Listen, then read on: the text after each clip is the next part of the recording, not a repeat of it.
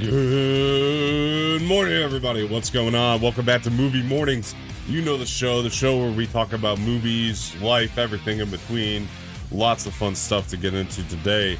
Dune has been greenlit for a sequel, so that's going to be fun to talk about. Can't wait to get into that. Jose and I saw Dune, and we haven't had a chance to talk about it together here on the show. So we're going to do that today. Also, Jose saw Last Night in Soho, and I saw Antlers, so we're gonna get into all that. So stick around for that. But Jose, what's going on, man? Hey, what's up, man? Good to be here. Ready to talk about all this exciting stuff that we have stored for you guys. Absolutely, man. I can't wait. And guys, before we get started today, please hit the like button below, subscribe to the channel, leave some feedback in the comment section, share this with your friends, hit the bell for notifications, do all that. Tell your friends are out there. Come on. Do it. But hey, listen, Dune box office 40 million domestically, which is not exactly where we would have wanted it for the domestic, but 220 million worldwide. Yeah, I'll tell you what, despite all that, I think our dreams came true. Somebody out there was listening to us, because I'm telling you, like, some guardian angel has our backs, because they went ahead and greenlit Dune Part 2. It is going to be coming down the pike, ladies and gentlemen, so that's exciting as hell. I think I read somewhere it's going to be for 2023. Yeah, 2023. That's right. Yep. Also, I did read that the black actress was completely wiped out of the Chinese version of Dune. Really? Yeah, she wasn't on the poster or anything. Oh, wow. Well, that's another controversy. That's wonderful. Yeah, of course. Speaking of controversies, before we get into Dune, and we will, because you and I saw it, and we haven't talked about it yet. Speaking of controversies, I can hear myself on your end, and that's annoying. If you could turn myself down on your end. No, that's not the controversy I wanted to talk about, but appreciate that if you can do that. No, listen, guys, on a serious note, I mean, the controversy that we need to speak of is because I know everybody's going to ask us to talk about it or want us to talk about it. And if we don't, people will be upset. It's not my go-to topic, but, it's probably important we touch on it, is this Alec Baldwin situation, man. I mean, this is rough stuff, him, shooting his cinematographer and killing her on accident is such a tragedy for everybody involved. Cinematographer, obviously, especially, and the family and friends of this person, Helena, who got shot and killed, is one of the biggest tragedies ever that can happen on a movie set. And movie sets, obviously movie sets are dangerous, man, because you got so much shit going on around you in a movie set. Like, doesn't matter what position you're at in a movie set, what you're doing. There's so much shit, between electrical wires and fucking heavy equipment and shit like that. You got tons of stuff that could just hurt you. The worst of it, an actual weapon being on set that for some reason had a live fucking round in it. So don't ask me why, because why wasn't it why was it an actual gun? Like, yeah. Makes no sense. Well, I did a lot of digging on this story because I wanted to make sure I addressed it properly, because listen, here's the thing. There was this gun, by the way, Jose, this is where they should have just, no longer used it, because this gun apparently had gone off twice already on set on accident, and nobody did anything about this. Right. And that's a red flag. I mean, let's be real. Automatically, right there, that's a red flag. Yes. Yeah. Like, if it goes off even like once, you just remove it from the set. Why is it still on the set after even just one live shot? Like, yeah.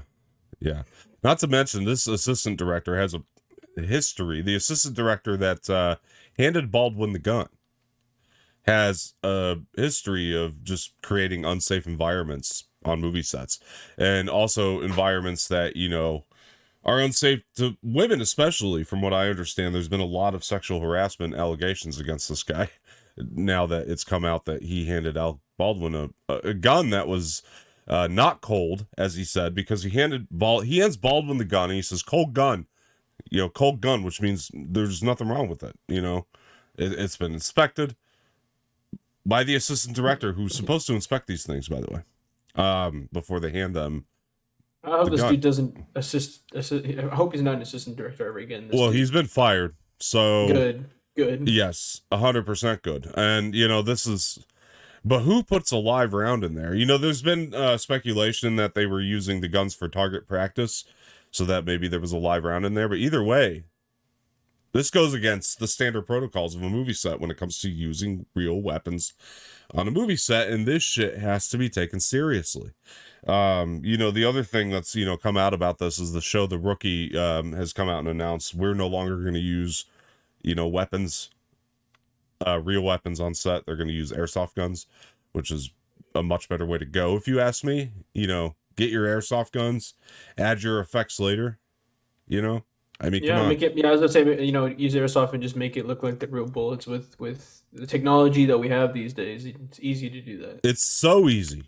So why in the hell anybody and you can purchase airsoft guns that look like real guns too. That's the thing. Right. So just buy those and then just make the airsoft bullets look like real bullets. Yeah.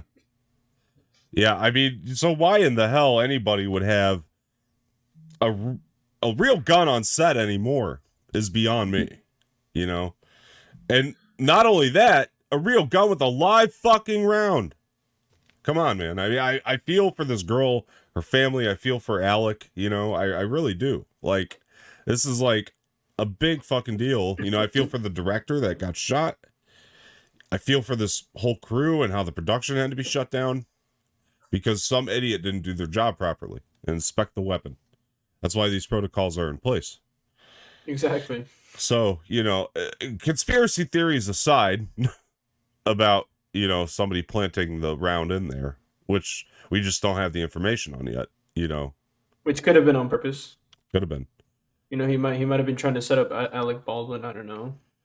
It's possible. I'm not taking it off the table. We just don't have the information yet. You know. That's what I mean. Like, yeah, like obviously nothing's been confirmed, but I mean, could have been on purpose. Could have not. I mean, who knows? Yeah. I just think it's, you know, probably the best thing we could do right now is just, you know, more in the losses, but, you know, pray for Alec Baldwin to get out of this, and, you know, I was literally about to say pray for Alec Baldwin, pray for, you know, her and her family. Yeah. That, you know, they get through this, and and that justice is served to this assistant director. Honestly, more justice than has already been done. Yeah, I agree, man, and it's like it's movie sets. If he's planted this on purpose, he needs to be arrested. Right? No, 100%. Yeah, I'm not saying it's him. I'm not saying that's what was done. I am saying that he was irresponsible, but I'm not saying that that's what was done. You know, I don't know that anybody.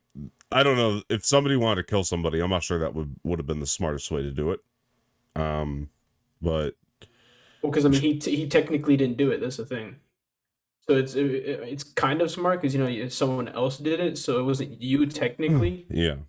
I'm not saying it's right, obviously, but I'm just saying like it wasn't technically him who did it. So no, sure, understandable, and you know, either way, the guy's, you know, been fired. He's off the project. And I hope he doesn't work on another project ever again. He shouldn't work in Hollywood ever again. And he clearly, now I understand that Rust, this film that they were working on, Rust, was a low budget project, but if you're gonna be low budget and use real fucking weapons, then know your shit. You know, you're dealing with top tier talent, right? In Alec Baldwin. Yeah. So why wouldn't you treat it like any other set? You know, it's unfortunate, man. It's unfortunate, and I'm surprised Alec Baldwin puts up with people on a set like this, because he's got a history of not working well with others in the past, and so I was surprised that he could even put up with a set that was so dysfunctional for so long. But you know, here he is, and gosh, I can't imagine. You know, I can't imagine the the way people feel about this and what that was like on that day. That had to be traumatizing for everybody around, to see that happen. And I mean, my heart goes out to everybody. I mean, seriously, and especially Helena, who lost her life. The cinematographer who was just working on a movie, you know, doing what a lot of people have the dream to do, you know. And it's sad, man. It's sad. It's sad stuff. Shouldn't have happened. Could have been avoided. That's always the more sad tragedies, if you ask me, is like the ones that you can avoid. You know, like when you hear that, you know, it could have been avoided just with one easy gesture, one simple gesture, like inspecting the fucking weapon. I was gonna say one better inspection than what this dude obviously did. Yeah, I mean that's it, and that's always the saddest to me when you hear that it could have been avoided, and so yeah, Super easily avoided, honestly. Like yeah, like this dude could have, like, I don't know why he didn't put a mag with blanks in it. yeah, yeah, you know, and At least if you're not gonna use airsoft guns, yeah, at least put blank rounds in the gun. yeah, Crying out loud, like. and you know, obviously, investigation pending and all that, but you know, it's still it's tragedy. It's tragedy. It's off topic, but in Suicide Squad, when there was a scene, Oh, that's a way to go. Deadshot, when they were giving him, were those actual bullets? Oh no, it's a good question. Because it seemed like, obviously it seemed like it, but that could just be, you know, technology and stuff. But it seemed like they were real bullets because they were doing actual damage to those metal dummy target practice dummies. It's possible. It's possible. I mean, I wouldn't be surprised. I mean, like, you know, a lot of people want to, you know, go for authenticity, and I understand that. I really do. But we're talking about weapons. You know, these are right. This isn't the first time something like this has happened either. I mean, you look at The Crow, where Brandon Lee got shot, killed on that movie. You know, during shooting, the lead star, and so it's happened before. This isn't the first time we've dealt with this. You know, I would hope if movies like Suicide Squad, with when Will Smith was doing that firing range scene, if they wanted to go for that authenticity, I just be safe. You know what I mean? That's all I can ask for. Which I mean, in that scene they were, because there was no one, you know, in, like, behind the target dummies or anywhere near them. Everyone was standing behind them at a safe distance. Yeah. No, I mean, there wasn't, to my recollection, any frontward shooting going on with that. It was there's only up in the sky, and then up in the sky, obviously, when he fired that round, which that one could have been a blank. Yeah, but all the ones, you know, when he was shooting at the target, they could have been. I mean, well, you know, I would hope on a production that expensive they can add the effects after, you know, but yeah. But I wouldn't be surprised if they're real. That's all I'm saying. No, me either. Because, like, you know, people want to go for authenticity, and I'm all for that. You know, like with a lot of stuff, like in movies, I'm all for it. You know, go for it. But when we're talking about weapons that can kill people, and you can get the effects pretty easily these days without having to put your actors in harm's way, just don't do it. You know. So yeah, I mean, yeah, that's where I'm at with that. But let's get into some fun stuff. You know, we were talking about Dune earlier in the show.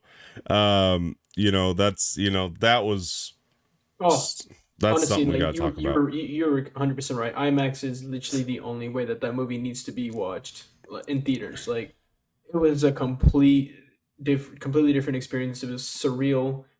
I've never seen a movie greater than, I probably have, but I mean, this year I haven't seen a movie greater than this one. Yeah. The surround sound, the big screen, it was just all around incredible, and I thoroughly enjoy myself. I'd be surprised if it doesn't win any Academy Awards, honestly. Yeah, well, if it doesn't at this point in time, I mean, again, the year's not over, but if it doesn't at least win the visual award, I mean, if it doesn't win like Academy Award for like cinematography, or like visual effects or something like that, like, it was honestly Denis Villeneuve. Yeah, you got it. Yeah, he's so incredible, man. Yeah, he's incredible. And Hans Zimmer, hands down to him for the score, because it was incredible. Yeah, incredible score. I agree with you. Okay, so for me, I'm a book reader. I've read the book, and so my biggest fear, because I have seen the David Lynch, what was it, 84, I believe, the 1984, yeah. 1984 version, and I love David Lynch. By the way, I think David Lynch is a top tier director, but Dune, not so much. Not one of his best pieces of work, but. I always said in David Lynch's defense when he made that movie, I mean, it's dense material. There's a lot happening. It's a lot to cover. It's a really hard book to adapt. It's difficult for anybody to do. So, I just wanted a good adaptation. That's all I was asking for from this. It's just And something good. This 2021 definitely delivered. This Like, 2021 was great. It wasn't just good, it was great. And like and you were saying about, I'm ready for the second part. Honestly, it's gonna be for sure, it's gonna be awesome. and like you were saying about Denis, man, I mean, Denis is, yeah, he's god tier, man. I mean, like, I don't know how you take this material and adapt it as well as he did, but he knew where to balance certain things. He knew where to put things that were more important, take away a little bit where things were less important, but still add a lot of that stuff to the movie at the same time. And because like there's things like you could probably look at in the background and you'll probably say, I want to learn more about that. Well, you got the book, you know what I mean? And Denis just knew how to, do all that stuff very sparingly where it needed to be. And I did watch a video, New Rockstars channel. I always watch their like yeah, theory videos. yeah, they make I good was watching content. I was watching the one about Dune. They posted, I think, today.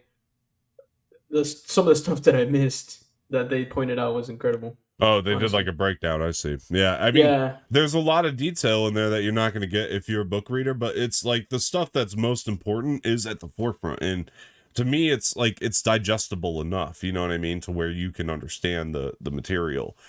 Just watching the movie. Maybe you need to watch it twice, but there, because there's a lot, but you can understand it. He didn't make it to where it was like not entertaining, and it Oh, remained definitely entertaining not. at every second of the film, and that's not easy to do with this material. I've been saying this all along.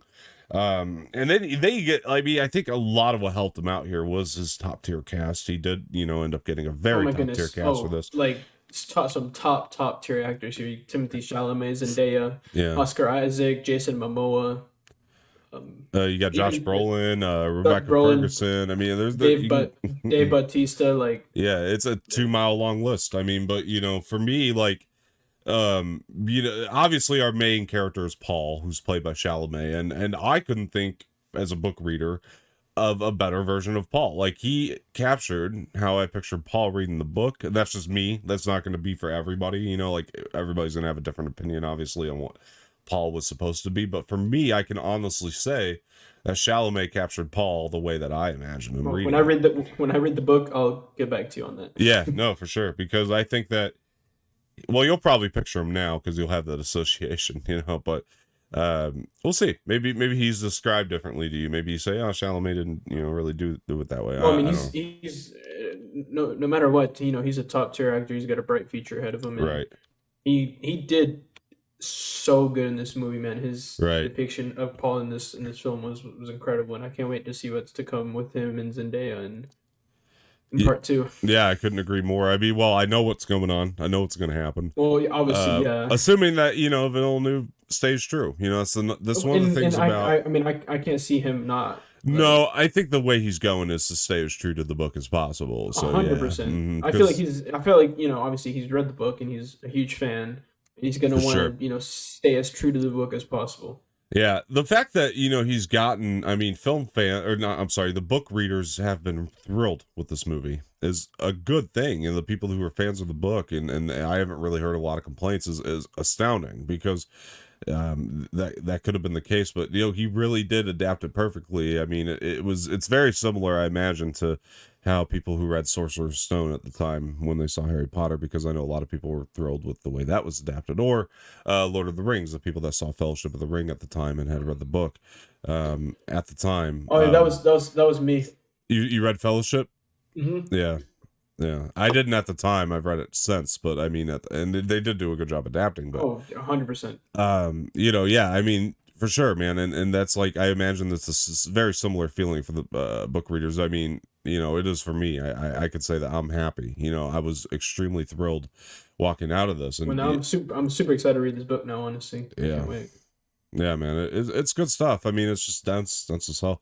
The movie does a good job helping you digest a lot of that, but I mean, Oscar Isaac was so good as Duke Leto. I mean, he was just wonderful, and Momoa definitely is a standout. I mean, Duncan Idaho was one of my favorite characters from the book, and 100%. I can, He was yeah, honestly hats off to him because yeah, he one of the best performances I've seen Jason Momoa do for sure. yeah, He was so badass in this film. He was yeah, incredible. for sure. And Right. he's awesome. This is one of the best performances easily from him, and I love him in just about everything he does, but like this was like extra special because he was playing a character that I loved, and I'm not gonna lie, I was a little scared. Like he was actually the one I was worried about. Not that I think he's bad or anything, or that I think he sucks. It's just that for me, it's like Duncan Idaho has to that relationship has to work, and Momoa hasn't really done a movie like this. Like while the performance in some ways he brings a lot of Momoa isms, there's a lot about the performance that's also not Momoa in some ways. So like I was really Him and Chalamet had great chemistry in this film as they well. did. It was I perfect. feel like Spot that's the on. things. I feel like the whole cast had such an incredible chemistry in this film, Yeah. which is why it worked so well. Yeah, I agree. Even Josh Brolin with Timothy Chalamet, incredible chemistry. I agree. It's one thing to say, I'm going to get a bunch of top tier A-list actors, some of the best working today. And really these are like the best working today. It's one thing to say that and put them in your And movie and then I was gonna hope say, it and all then works. I was gonna say, and it's another thing to get them all in this film, and then have them actually have great chemistry, all of them together, like in Right. this film. Make them work together, and that's exactly what Villeneuve did. Is he really did take this top tier cast. It really did get the best actors working in Hollywood right now. I think so. I mean, like right now, if you're 100%. talking like, I mean, maybe Ryan Gosling's missing from that list, but for the most part, he did get the best actors like working in Hollywood today. A lot of the most, I would say, trendy actors working in Hollywood today is Oh the way yeah, I would like describe it. Timothy Chalamet and Zendaya are Right. literally the most trend, and obviously Tom Holland. They're like the top trending actor and Yeah. actresses right now. Not only because they're young, but also just because Th- they're acting in They the are films that talented as hell. they're so talented. Oh, Yeah. like honestly, hats down to them Yeah. because they're incredible. My second favorite character, and that's because she's got more of a significance, even though she's not in this part a lot. Zendaya, yeah. Slight spoiler warning there for everybody. She's not in this part a lot. Is Chani, who's played by Zendaya, and she was another one of my favorites in the book. Well, But even like her voiceovers in the film played very yeah, significantly because she throughout. gets a lot of voiceover. As a matter of fact, for you folks who don't know, I mean, it is the first voice you hear when the movie starts is Zendaya's, and yeah, Well, man, I mean, I mean, because you hear that little message first before the before deep the messages, yeah. right, yeah, but for me, But yeah, after that with the sand, it is her, yeah, yeah, so yeah. yeah, for me, like she does embody everything I wanted from Chani, and she brings granted she brings a lot of very Zendaya isms, but she is Chani to me. Like now, like she embodies that, and that's more than I can ask I mean, for. yeah, even watching these films like Timothy Chalamet is like Paul for me now, and Zendaya is Right. Shawnee for me. Like they just did the character so well that they are them. Right. I mean, I think that for me, I mean, the one thing that I would say, like we were talking about this, and Rebecca Ferguson's probably the weakest point in the movie, but she's still good, still Oh great. no, yeah. I mean, Like, no, yeah, no, like no disrespect to Rebecca Ferguson. Her acting in this movie was amazing. I just feel like as a character in this film, she's probably to me the weakest. well, she's supposed to be, I think, at this point, like the hardest one to latch onto at this point. But I think that's very much by design too, because, It could be. Yeah. well, you think about it, she's we watched. Well, I don't want to give that away. We'll let people watch the movie, but there's a lot of pushback between her and other characters. I'll just put it that way. So that's why you kind of have other characters that you like. You get this like back and forth between the two of them quite a bit in this movie. And I like the shield concept in this film as well. That's really cool. Where you have to go oh like at yeah, a certain speed to like kill someone. It's really yeah, cool. there's The, shields in the the movie, fighting and yeah, the fighting styles are incredible yeah. in this film. The still suits are great. Yeah, love the concept, love it a yeah, lot. yeah, The spice, the whole spice hallucinogen is incredible as well. yeah. I mean, look, man. I mean, I don't know who we haven't shouted out. I mean, Josh Brolin as Gurney. I mean, is great. Oh I my mean, goodness, he was incredible. great. Yeah, man. I think another Batista, Dave, but great. I mean, he did great. Again, another character was like, Yeah, harder to to latch me. onto right now. I think Yeah, with him and Rebecca Ferguson, people are gonna latch onto them more in part two. I think that's just like very by design the way yeah. that they were played here. But like, look, man. I mean, it's one of those things where it's refreshing to have something to geek out about so much that is not a Star Wars or a Marvel thing. Like I was gonna say that too. Is that people have a lot of news articles have been comparing Dune to like older Star Wars films. yeah, Like Dune did what Star Wars couldn't in a way. Like they're yeah. saying like Dune did what Phantom Menace couldn't. Well, yeah, I mean, look, I mean, the fact of the matter is this. I mean, I like this more than I do the Star Wars sequels at the very least. And the Well, prequels. one and two at Well, the least. prequels and the sequels, I like this more personally. And Um, that also probably could do with technology. I don't know if Because it's well in part, but I mean, a lot of it is the filmmaking. I think that this style of movie is just it speaks a little bit more to my interest. I mean, I love Star Wars. Don't get me wrong, like in all that, all its glory, and I've praised those movies for a long time and all that kind of stuff. But granted, yes, we do have great technology going on right now. But Denis made this look as so you beautiful don't as it like did for a lot cheaper than these newer Star Wars movies. And so you don't like Dune more than the newer Star Wars movies? no, I do like Dune more than newer Star Wars movies. So you like them more than all of the Star Wars movies? Not all of them, just the newer and the prequels, not the And originals. Not Empire, New Hope. I wouldn't put it oh, above it, but yeah, okay. I'm talking So like just more than one, two, three, and then seven, eight, nine. yeah. Okay. I would at least say, and probably six, and probably Return of the Jedi. Yeah, Yeah, yeah, but yeah. yeah, I mean, I hold A New Hope and Empire Strikes Back to a high standard, Oh but my goodness, that's yeah, yeah. I mean, but Empire's the best of all time. So right, but I mean, that's that could be a nostalgia thing too. I just because I walked out of this thinking like, wow, this was like it's great new sci-fi to geek out about, and oh my god, it's yeah, not 100%. I left the theater jaw dropped. yeah Like it was honestly one of the most surreal experiences of my life, and yeah it's the new thing to geek out about, and there's gonna be a lot to talk about, and yeah I'm gonna get the book, and I'm just gonna sit and read the whole thing because yeah.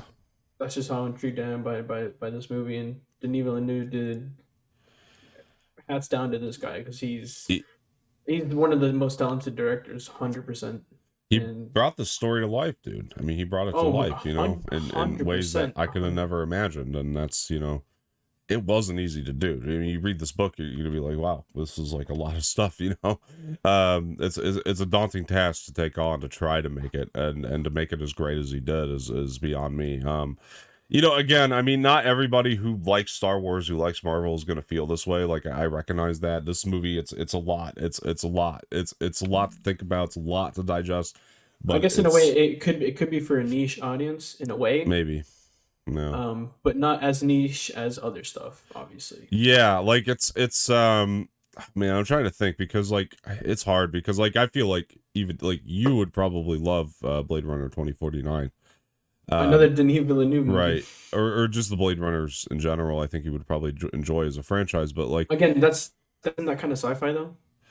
it is, but that was my point is I think that this won't be as hard to take in for people as Blade Runner, but it's still like it's on the level of that, like to where it's, this is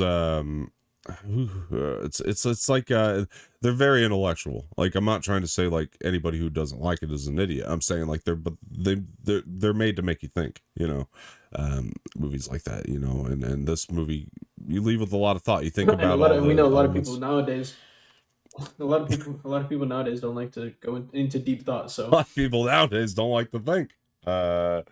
No. no, not they don't like. So, I mean, I didn't mean like just think in general, but they don't like to go into deep thoughts because they just want to see a movie in Oh, sure. simplicity and Yeah. be No, like, no, okay, no. yeah, like a good movie in simplicity. So Yeah, no. I mean, people just want to shove the popcorn down their throat and lay back and have a good time. And I think that speaks volumes as to why some of these things haven't done well lately when they try to take the risks and go That's down why different paths. What? That's why when I watch movies, I don't, when I watch movies, I don't, buy food or anything. I like to just sit and intently watch a film because I like to try and catch as much as possible and like actually think about, all right, what's going on? Yeah. What can I like, bring to it, to a discussion with people that are interested in it as much as I am. Yeah. No. Like you, for example. Yeah. No, man, it's yeah. I well, again, guys. I mean, I dug the living crap out of this movie. I really do. If you haven't seen it yet, I do recommend going to give it a shot because I mean, it might be for you. You know, if you like. All right, we'll rate it together on 3. Yeah, might as well. Let's 3, 2, 1. Let's go. 1. Must go. Go. Must go. Did you say let's go? Man said let's. No, you said let's go. Oh, I didn't. Yeah, I said must go. Oh, I don't know. I think the thingy glitched or something. I thought you said let's go. I really did say must go. Yeah. Yeah. Oh yeah, same. Let's go. You know that Mario line? No, yeah, honestly, like if you guys haven't seen this film, let's go. You guys haven't seen this film, you guys have to go because it is an amazing watch. Yeah, for real. And also, if you've seen it, I mean, let us know in the comments. Let us know exactly what you thought, because we're definitely let us know in the comments how many of you guys watched in IMAX. I'll be intrigued to see. Yeah. Before we get around to Last Night in Soho, I gotta tell you, there's a documentary coming out. I'm very intrigued by. I saw some. I saw the trailer for it today for the first time, and documentary. I had no idea this was happening. It's about, or maybe I did hear it a long time ago and I didn't. It just slipped my mind. But there's a documentary coming out about Kevin Smith as a filmmaker, and like what I like is I like when you do a documentary about somebody and that person's actually in the documentary, like quite a bit. Like that's always fun. Like when you tell like a biography about something and the person's actually there to speak on it. And if you watch this trailer, Kevin Smith is predominantly going to be in this documentary, but the documentary is called Clerk, based after his movie Clerks, but he's one in a million to me because that guy is like I have a friend who jokes around all the time. He says that Kevin Smith is famous for being Kevin Smith and nothing else, but in a way it's true because there's a lot of filmmakers, and in my estimation, because I think of guys like now, especially like your Taika Waititi's and your Quentin Tarantino's, and a lot of like their movies are phenomenal. They make great movies, and that's all part of it, but they can actually like make a career off their personalities too, because they have very unique personalities. I think Ryan Johnson and who's the other guy that's coming up right now? Ryan Johnson and oh god, I had the name in my mind. I mean you have Kevin Feige. Yeah. I think even like in his day, Martin Scorsese kind of made a career like that because he's got this very like outgoing kind of personality. Because you watch his movies, like your Goodfellas, your Casinos, and all his mobster flicks, and then you see Marty in an interview or something. You're like, oh wow, he acts just like his characters. So that I think that's always got to help him for longevity too, in a way. Like while the movies are some of the best of all time. But Kevin Smith is like that. Like anytime I've seen Kevin Smith in an interview, especially now, and they kind of go into this in the documentary a little bit in the trailer for it, is one of the things that they speak on is the fact that Kevin Smith was back in the day, he wasn't so humble, and he wasn't so he had a great personality. He was always able to use that. But they were talking about this in the trailer. Like he wasn't always as humble as he was. And like but he's a guy. I mean, he had a heart attack, at one point in his life and survived, which is gonna humble a man. It's gonna humble anybody who goes through something like that, where they have a heart attack and survive it. And but yeah, no, the documentary looks great. It's just like the legacy of Kevin Smith. I mean, I've loved all his films, from Clerks to Mallrats to Chasing Amy. Sammy we probably talked about it on one of the podcasts. So, you know, because I was telling her she's got to watch Chasing Amy. I think of all of Smith's movies, that was going to be the one that was most up her alley of films, and she watched Chasing Amy and was like, that was a I masterpiece. think the one of the movies I've seen by him was Good Will Hunting. He didn't do that. That was Did he? no. He didn't. That was Gus Van Sant. Hmm. Gus Van Sant. He didn't do that. Although he has I worked. don't know if I have seen any of his movies then. Oh, okay. He has worked with Matt Damon and it was Ben Affleck a lot. But Matt Damon. Dogma was one that. Oh, okay. He directed the movie Tusk. Yeah, he did Tusk and Clerks and Mallrats and Dogma and Chasing Amy. Which I don't know why that movie freaks me out, bro. I saw this video of like this dude breaking down scary like fucked up movies, and that was one of them. Oh, it's fucked up. That's for sure. Yeah, that was. Yeah. This psycho turns this dude into a walrus. Yeah. Using dead human skin. Like that's one of those movies that is like it's messed up. I mean, I've seen the movie. It's one of those like I saw that and I remember like I mean Kevin Smith was taking a real risk with that. Like, by the way, even though he did it on a somewhat lower budget, he took a real risk with that one, because that's one of those concepts. It's like, who in the hell is going to watch that? You know. But it worked to some degree. I mean, it's found its audience. You know, it has a fan base and shit. You know, so it's really. It ain't done good on Rotten Tomatoes to that. Yeah, I think it's at the 50s or 40s or it's 45 Rotten and then 36 audience. Yeah. So yeah. I like the movie. I'll be honest. Like, I do. I think it's actually it's one of those that it spoke to me. Like, I don't know. Like it. It's messed up, like, without a doubt. It's messed up. The concept's messed up. The guy kidnaps a guy, and you know, Justin Long gets kidnapped by this guy, and you know, the guy turns him into a walrus. You know, and it's really messed up. But I like it. You know, I do. I think it's like, it's not one I put on a lot for obvious reasons, but I do quite enjoy it a lot, and yeah, I think that for him to, you know, make a film such as that it says a lot about it.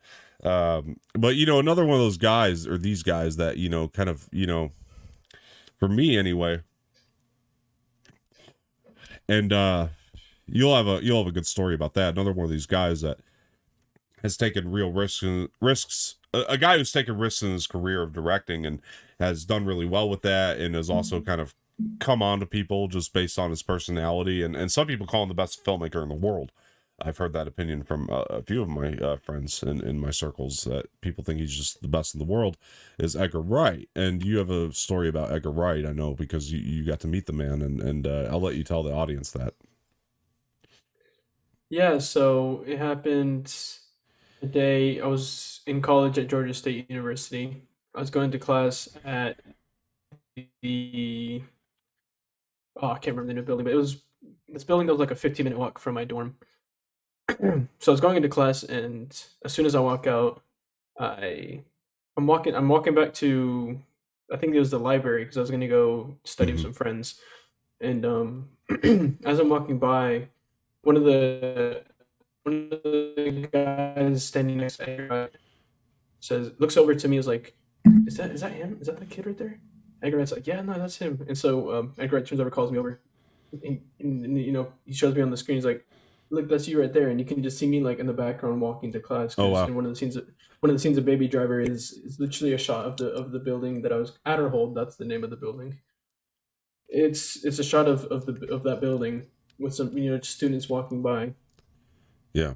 And so I was like, oh, that's really cool. That's really cool. I just started getting to talk to Edgar Wright and some of the cast, like Jamie Foxx and I forget the main guy's name. Ansel Elgort.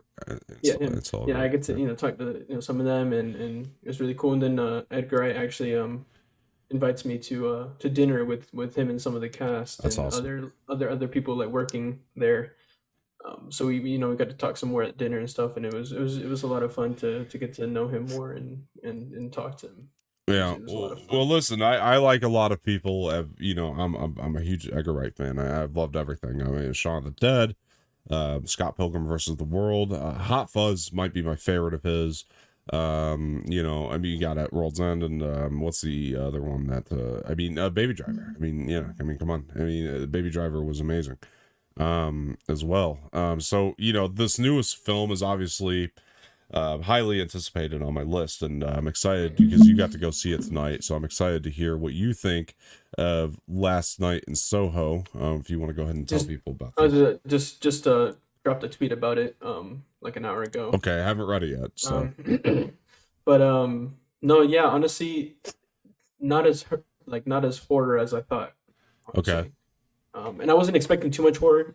Going into it, watching the trailer, a couple jump scares, but only I think is because it came out of nowhere and it was very loud hmm because obviously the surround sound in the theaters, but it wasn't like scary jump scares. It yeah, was just like out of nowhere jump scares, like oh my god, like what just happened. Um, but there was comedy. There was some comedy in the movie, which I enjoyed. A lot of British. It was a lot of British humor, yeah, and you got to see different kinds of lifestyles from England. From the people living outside the city in like cottages and stuff to the city life of London. So that was pretty cool to get to see that. Um, yeah. Well, Overall, set us up real quick, because like, you know, I want to know as much as you can say without spoiling it, because you know, the premise is, you know, I forget the actress's name, but yeah. she So, was so in this Jojo yeah. Rabbit, and So she this was girl, great. She goes to yeah, go ahead. Thomas, yeah, Thomason Thompson McKenzie, McKinsey, yeah, that's right. McKenzie. Yeah, Yeah, she's this girl who lives in a cottage outside the city of London. She has a mom and a grandma. The mom was like huge into fashion. okay. Kind You're trying to work around it. her mom kind of. I'm just trying to think what I can say without spoiling too much. Right. Well, I mean, I know this much. Like, to me, because like I know that it kind of the plot basically dives into, you know, she goes it's kind of like a time travel type of thing, right? So she kind of goes back in time, but she also meets, or Well, it's she not. It's not. It's not. It's as I say. So it's not. It's not so much time travel as visions hmm when she sleeps. okay, It's when she goes every time she goes to sleep in this new place that she's in. I see. She basically has visions of the past. Right. Yes, it says in the trailer Yeah. 1960s. Yeah, well, she runs into you know, Anya Taylor-Joy at some point here, and like if it spoils it, don't tell me Who what part yeah she plays, yeah. but you know, because like all I know is, like, you know, Anya Taylor-Joy puts out this song, you know, Downtown, and like it's already a massive hit, you know, from this movie. That Well, yeah, because that's I was about to say because that's one of the biggest songs in the film. yeah, Um, okay, but yeah, it's basically her just seeing like visions of this character that Anya Taylor Joy plays, yeah, and it feels like very real to her. Um, yeah, and yeah, it's just the story of like her seeing like living these visions with this character that Anya Taylor Joy plays. right, right. I mean, okay, so I mean, first of all, I mean, I'll just ask you the basics. I mean, like, you know, because I don't want you to give away anymore, because I know that this is one of those movies that's going to be like, you know, it's going to be very spoiler heavy. There's a lot of plot points probably that we can't know if I had to guess, just knowing the way that Edgar Wright works. But Oh, I was gonna say that before the movie started, an editor actually came and talked oh, before the nice, movie. nice. So that was pretty cool. That was the first time that I've had a pre screening where someone like talked before the movie. She was an editor for some company. I can't remember the name of the company, but she basically said that she had watched it like the week before us, like the week before we went, and that she thoroughly hmm enjoyed it. Oh And wow. she Okay. was actually standing outside, asking people for their thoughts on the movies and stuff. So I Yeah. went and like gave her Yeah. my thoughts and stuff. So Yeah, yeah. they tend to do that a lot. But yeah, I mean, the one thing I would say, you know, or ask about is how's the cast? I mean, you got two really good actresses leading it, so I would imagine it's that they're pretty And good. and the old guy in the film too. I recognize him. I can't remember his name. Okay. I've But seen him in other stuff before. He was really good too. okay. It was good though. The cast was good. They did a good job. Is Terrence, what you're yeah, saying. Terrence Stamp. Oh That's his right, name. Terrence Yeah, Stamp is in this. That's right. yeah, Yeah, yeah, yeah, yeah. No, the whole cast was great. Everyone yeah. that played in it, whether big or not, they all did. The whole cast did really good. Yeah, I mean, to Um, me, like what this film looked like was kind of like a modern day, not the exact same plot, but it's probably going to be the closest thing we get to a Shining in the modern day, where, in the Shining, you got Jack Nicholson goes to the Overlook Hotel, and he kind of starts seeing shit from the past and stuff, and like he kind of becomes a part of that world to some degree. I kind of felt like he was going for something like that here. One of the things that I would assume is that this is probably it looked like, and that this is I think what was such a big deal to people about the film was this is the first time Edgar Wright's gone this dark with something. Like it does seem to have a dark tone. Is that correct, or you oh, can yeah, confirm or 100. deny? Yeah, I mean, it wasn't towards the beginning, obviously, but as you get into the movie, yeah, it takes a It takes a dark turn. when she starts getting the visions. It's well, the visions at first weren't dark, but like as you get into the movie, yes, it turns very dark. Yeah, for Very sure. cool, very cool. I mean, my next question is, don't be nervous. You're good. You're not going to spoil it. You always seem nervous when you do these to spoil them. Yeah. Anyway, but the next thing I would ask about is direction. Or the shots great? I mean, Edgar Wright's, to me, he's a pretty masterful guy behind Yeah, the no, camera. his But no pacing issues for me, honestly. I was never caught like bored or anything like that. I was always pulled in. oh, that's good. Shots there were some. Obviously, it's almost like a for the most part it's almost kind of like a basic movie, but Okay. at the same time there are shots in the film that are incredible. Yeah. Yeah. Yeah. Like I said, I don't want to give too much away, but there are shots in there that, Yeah. especially when it comes to revisions, there's some really like cool shots in there and stuff like that. So Yeah, yeah. I think I don't know. Again, I haven't seen this one, but Edgar Wright in general has always been very creative with what he can do behind the camera. But is this the other thing I like about Edgar Wright is he's always got like a really fun sort of editing style to his movies. That's one of the things that I think like works out. Like those movies are cut together in such a way where it's like it makes it unique. Was there a little bit of that here, or was there something? I guess a better way to phrase the question is like, what, if anything, makes this movie stand out from a lot of other movies to you? um the the when she had the visions when she was sleeping having the visions, the way that those um scenes were shot are Yeah, very unique. I've never seen anything like that done before, so yeah, I really appreciated that and how he did that. yeah, yeah, So yeah, no, those visions especially like I was always really attached to those parts. So yeah. Um, yeah, definitely. I mean, okay. So what are your critiques? Where's the bad, if any? Um, um because I sense for me, I sense like you really like this movie. It seems like I don't know. You really haven't said so far if you liked it or not. I mean, genuinely.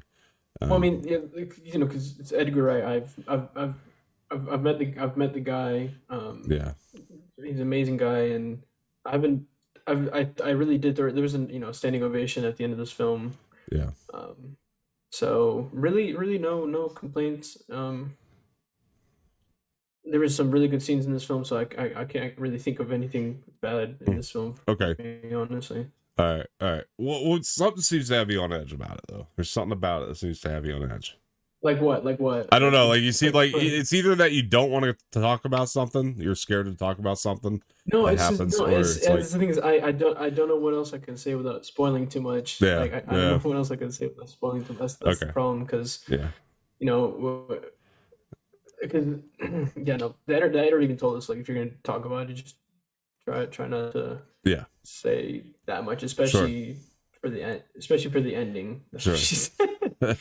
So No, I mean, like, I don't want to like steer you down a path where you're going to talk about it too much, but okay. Like, how's the score? Is the score good? Good score. I mean, most of this film is singing, like singing to songs. Okay. Um, but when there isn't singing, the scores they almost kind of related to the songs that are Yeah. being sung in this film. Yeah. Um, so not really too much different. Yeah. Um, I can't tell if you like the movie or not. I'm just trying to think of right now what I'm trying to do is think of any complaints that I might have about the Yeah. film. Yeah. Um, I can't tell if you liked it or not though. Like something about you seems like you didn't like this movie. no, it's not that. It's just that I'm just trying to see what Okay. I can say Okay. without trying to spoil it too much. Okay. Like All right. All right. maybe. No, This is so don't okay. try it if it's going to give away too much. All right, what'd you think of the movie? I mean, just give your overall thoughts then. Like, what'd you think? I mean, No, I actually like genuinely like enjoyed myself with this film. Um, okay, I liked how it was in England. I actually do really enjoy, because I watch a lot of English YouTubers. I'm a all big right, fan of them. I like how it was in something that it was in England. You got to hear a lot of British humor, yeah, a lot of British words you don't really like hear Americans say. The different lifestyles was really cool. The settings that different people live in, the different kind of clothing people wear depending on the lifestyles that they live. yeah, Uh, yeah. maybe It's I it's like guess somebody held a gun to your head in the screening and said, "Don't say anything." That's how I feel. I mean in a way the editor kind of she's like Okay, this is try not not to to spoil. Yeah. like try not to say like too much, Okay. but All right. You just seem nervous to talk about it. That's all. Yeah, I don't know I why. guess the Don't say any the plot points, but well, I mean, because I'm pretty sure it's in the trailer that she was going to a fashion school. yeah. No. So I guess could have seen more of that. Mhm. You didn't get to really see much of her in that. Yeah. I guess I would have liked a little. It was really mainly just her and her visions because Yeah. she was enjoying them so much throughout the movie. That's where she wanted to be like most of the time. So maybe more of like her at the actual school. It almost reminded me of like a darker Cruella de Vil, Okay. like the new Cruella in a Yeah. way. Yeah. All right. But just not with a lot of the actual like her doing the fashion Yeah. part. All right. Great. Well, I mean, besides that, I actually did really enjoy the film Okay. and thoroughly enjoyed myself. And um, yeah, I really don't have any other complaints besides that. Like, Okay. it was really good. I don't want to put you through this anymore. So give it a grade and we'll move on.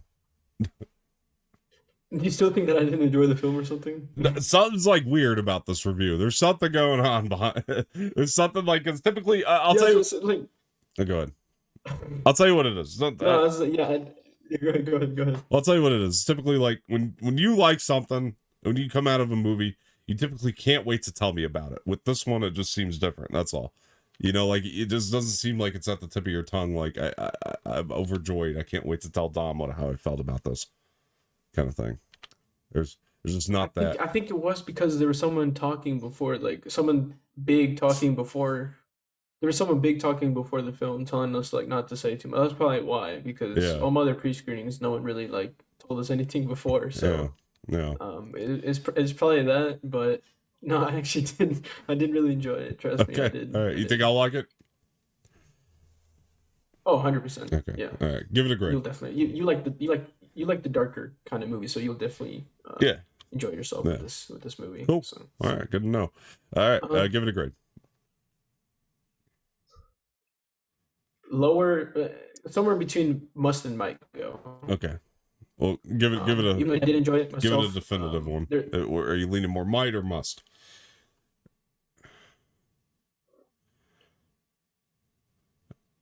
probably more lower on the must, lower on the must side. Okay. Must All right. go. All right. Fair enough. Just because I know there's some people out there that probably won't enjoy this film because there's just some aspects to the film that I feel like some people might not get or like. Okay. But I understand it because I do indulge myself a lot with the British community. Yeah. Yeah. So I did like it, but I feel like there are some people, especially here in America, who might not understand it or get it, so they probably won't enjoy it that much. All right, guys, there you have it. That's the review for Last Night in Soho. So if you saw the film or when you do see the film, let us know what you thought of it, and also comment below for your anticipation level. I don't know that Jose's nervousness really got you to want to go see it, but there we are. Hey. Look, it's because of the editor, okay? That's all I'm gonna say right now, is because of the editor. What, she scare you? Yes. Why? Was she a scary woman? She looked like one, yeah. Oh, She like tried to act too nice. what? She was like, oh yeah, please, when you watch the film, try not to say too much, and especially about the like, she was acting way too nice. Oh, jeez. I think you're overblowing this. I think you're blowing this out of proportion. I mean, don't get me I wrong. mean, Like like, spoilers are like I take I spoilers might be, seriously. but I take spoilers seriously, but like this is. I'll tell you what was so weird about that review you just gave, because you're not overjoyed about it. Like I don't know. I don't know if you liked it or not. I'm telling, bro, I wanted to talk about it. I just was just trying not to say too much because Yeah. she actually she scared me. Don't let him scare you. I mean, don't give spoilers. I take that seriously here. You know that, but And that's what I tried to say as much as I could without spoiling. I yeah. guess I because she said that, I was trying to overthink too much, so I didn't give, because like with the other non spoilers I've done, I've just been talking about nonstop. But like I Yeah. think I overthought too much about this. Yeah, I That think it you made did. it made it seem like I wasn't super excited about this film, but I actually was. Like I Yeah. actually I thoroughly enjoyed myself with it. Okay, good. That's good. It was like, I'm telling you, man, the way you were acting was like somebody put a gun to your head and told you better say good shit about this movie, kind of thing. Nah, it was the fact of like, don't say too much. I Okay. think that's what it is. All Like right. someone held a gun to my head and said, "Don't." Yeah. Yeah. So No, I mean, I don't know. Something was off about that one. I even felt, if like, I felt weird myself just talking just then. Yeah. Yeah. I noticed. I don't want to give you too much shit here. Yeah. But like, Edgar Wright killed it, Yeah. with the directing, the way he portrayed this, and the cast as well did phenomenal. Yeah. Even Yeah. the black actor in this film, Yeah. incredible, did awesome. I'm gonna assume something, and I know we're like off the review portion of it, but like I wanted just to continue the conversation. You don't have to give a spoiler, because I'm not clipping this out. Don't worry about it. But like, but don't spoil it for me either. But I'm assuming something massive happens in this movie that you're just trying not to say. There's a massive thing. You can say if something massive happens. You don't have to say what it is. Just why No, can't? but I was gonna say the ending. That's where. Okay. Why can't, even that you have a hard time confirming or denying. All you have to say is yes or no. Come on. That's not a Yeah, spoiler. yes, in the ending. That's Okay. all I'll say. Okay. Yeah. That's not a spoiler to say something big happens on it. Because when she said, she's like, when you talk, if you do talk non-spoiler, just don't say anything about the ending, because, and I was like, why? And so when I saw the ending, I was like, You're okay, not this saying is anything what, about the ending. You're just yeah, telling me if something that's what I massive mean. happens or not. No. And I understand why, is because the end. She's like, we want to save it for the fans. I'm like, I understand now why. It's because it's something massive. Okay. It honestly, it still has me thinking now. Okay. All right. Like, is there gonna be another movie? Is there gonna be a series? Like, Yeah. yeah. Yeah. No, you were nervous. You were nervous to give that review. You made me nervous. I'm like, what the fuck happens in this movie? Yeah, I mean, I'll see it. Yeah, I was gonna say wait and see. I'm seeing it. What those are coming out this weekend, I think. So I'll see it. So Comes out the 29th, I think, is Saturday. Yeah, No, Friday, I think. so I'll see Friday, it then. I'll see it then. I'll let you know. Then we can talk all the spoilers we want. That lady can't do shit about it. God damn. Bro, I was nervous in this non-spoiler, but I'll tell you that right now, bro. Yeah. Well, I'll say this. For those of you who don't know, I did see Antlers. Yesterday actually. Saw Antlers and another pre-screening, and there were reps there who, I mean, they do a lot of the same stuff. Ask you not to talk about it too much and all that kind of stuff. But yeah, but similar to yours. I mean, I think that they wanted an overall consensus from us after the movie, and to which case I gave them a big thumbs down. I'll be honest with everybody. I was gonna say, there was a couple people in my pre-screening who went to go see Antlers, and they all hated it. Oh wow, okay. I didn't hate this movie. Hate's a strong word. Okay, so like, first of all, let me say this. Like, I like Scott Cooper. I think he's a good director. I've seen, Out of the Furnace and Black Mass. I mean, really great movies. I think he's a good director. So this actually surprised me that I didn't like it as much as I didn't like it, because So I mean, I'll give you the premise, because you have a premise of, on one end you got Kerry Russell and Jesse Plemons, who are playing brother and sister in this movie, and Kerry Russell comes home because excuse me, she kind of there was a tragedy. Well, there was a tragedy in both their lives that connects together, and I won't give that away for the people that are going to go see it. But um, for me, that was one of the things that kind of actually dragged the film down, is the fact that their story, they have this big tragedy in their lives that happened to them, and the story is trying to focus so much on that, and ultimately ends up being nothing. It culminates into, I feel like, almost nothing with what's going on with them. And so that's one of the storylines you're following. But at the same hand, she's a teacher in the film, and she befriends this young boy in the film, which is pretty much the plot that does culminate to be something. It just, I just didn't feel a lot of payoff, even though it did become something. If that makes sense. There just wasn't a whole lot going on there.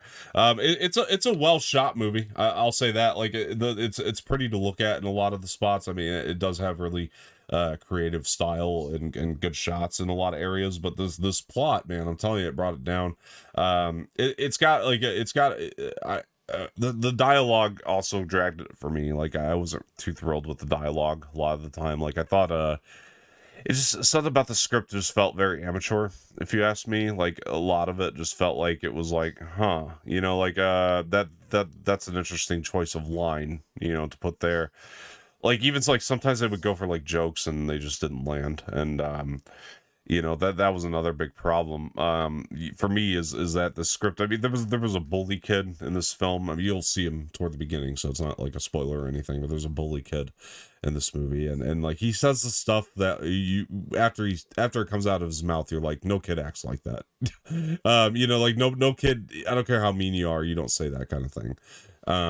Because it just, yeah, it just seems so outlandish sometimes.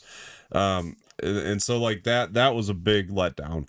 Kerry Russell and Jesse Plemons are phenomenal stars, though, and they, with the lines that they have, they do a good job together, and I don't think that was the problem. They actually have good chemistry, and they're good. It was a good lead cast to get, so, like, I don't want to knock it too much, because they do well with what they have to work with. It's just that this movie, it has pacing problems out the wazoo too. I mean, like, I'll be real, like, it's very boring. It's very boring. It's very poorly paced, to the fact that it gets very boring, gets very muddled, gets very dragged down.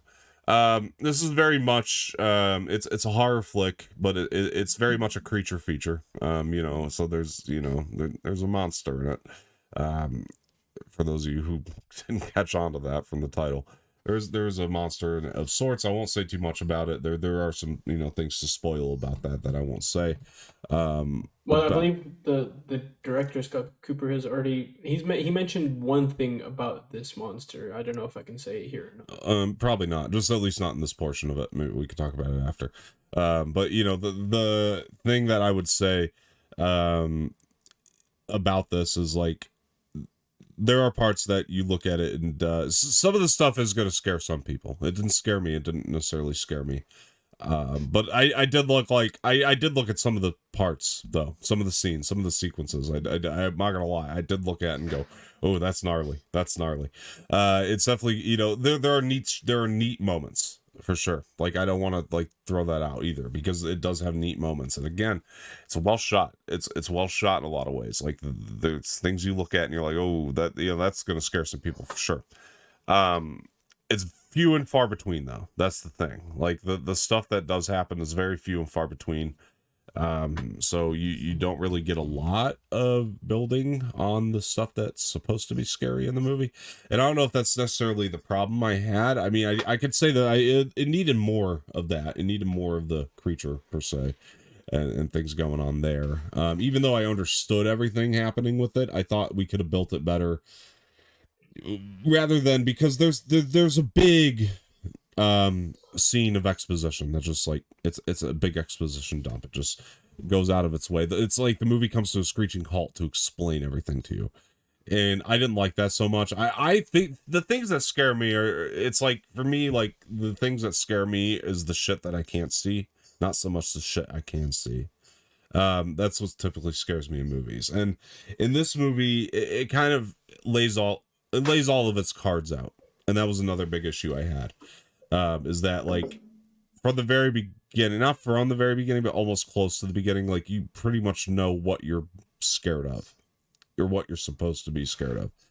And to me, that takes away from a lot of it, for me.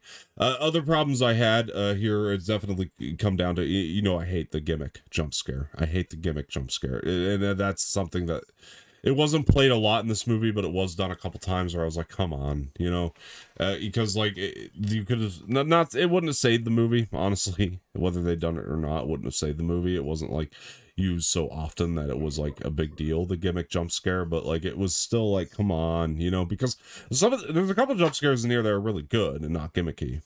Honestly, there's a couple of those jumps. But again, it's all just so few and far between, and you don't really get a lot of it. Like, I don't know. Like I said, like this will scare some people. Some people will watch this and be like, it's going to be the kind of thing that freaks them out, just based on the imagery and stuff. Because again, there's imagery in here where I looked at it, I was like, that's really neat, that's really creative, but and that's going to terrify people. But for me, again, I like stuff that I can't see. If I can't see it, the better off I am, or the easier you're going to scare me if it's something I can't see on the screen. When you show me everything that I'm supposed to be scared of right off the bat, it takes away a whole element. And I think that's where this movie really lost me too, is that I just always kind of knew what I was looking out for, and it laid all its cards out. Didn't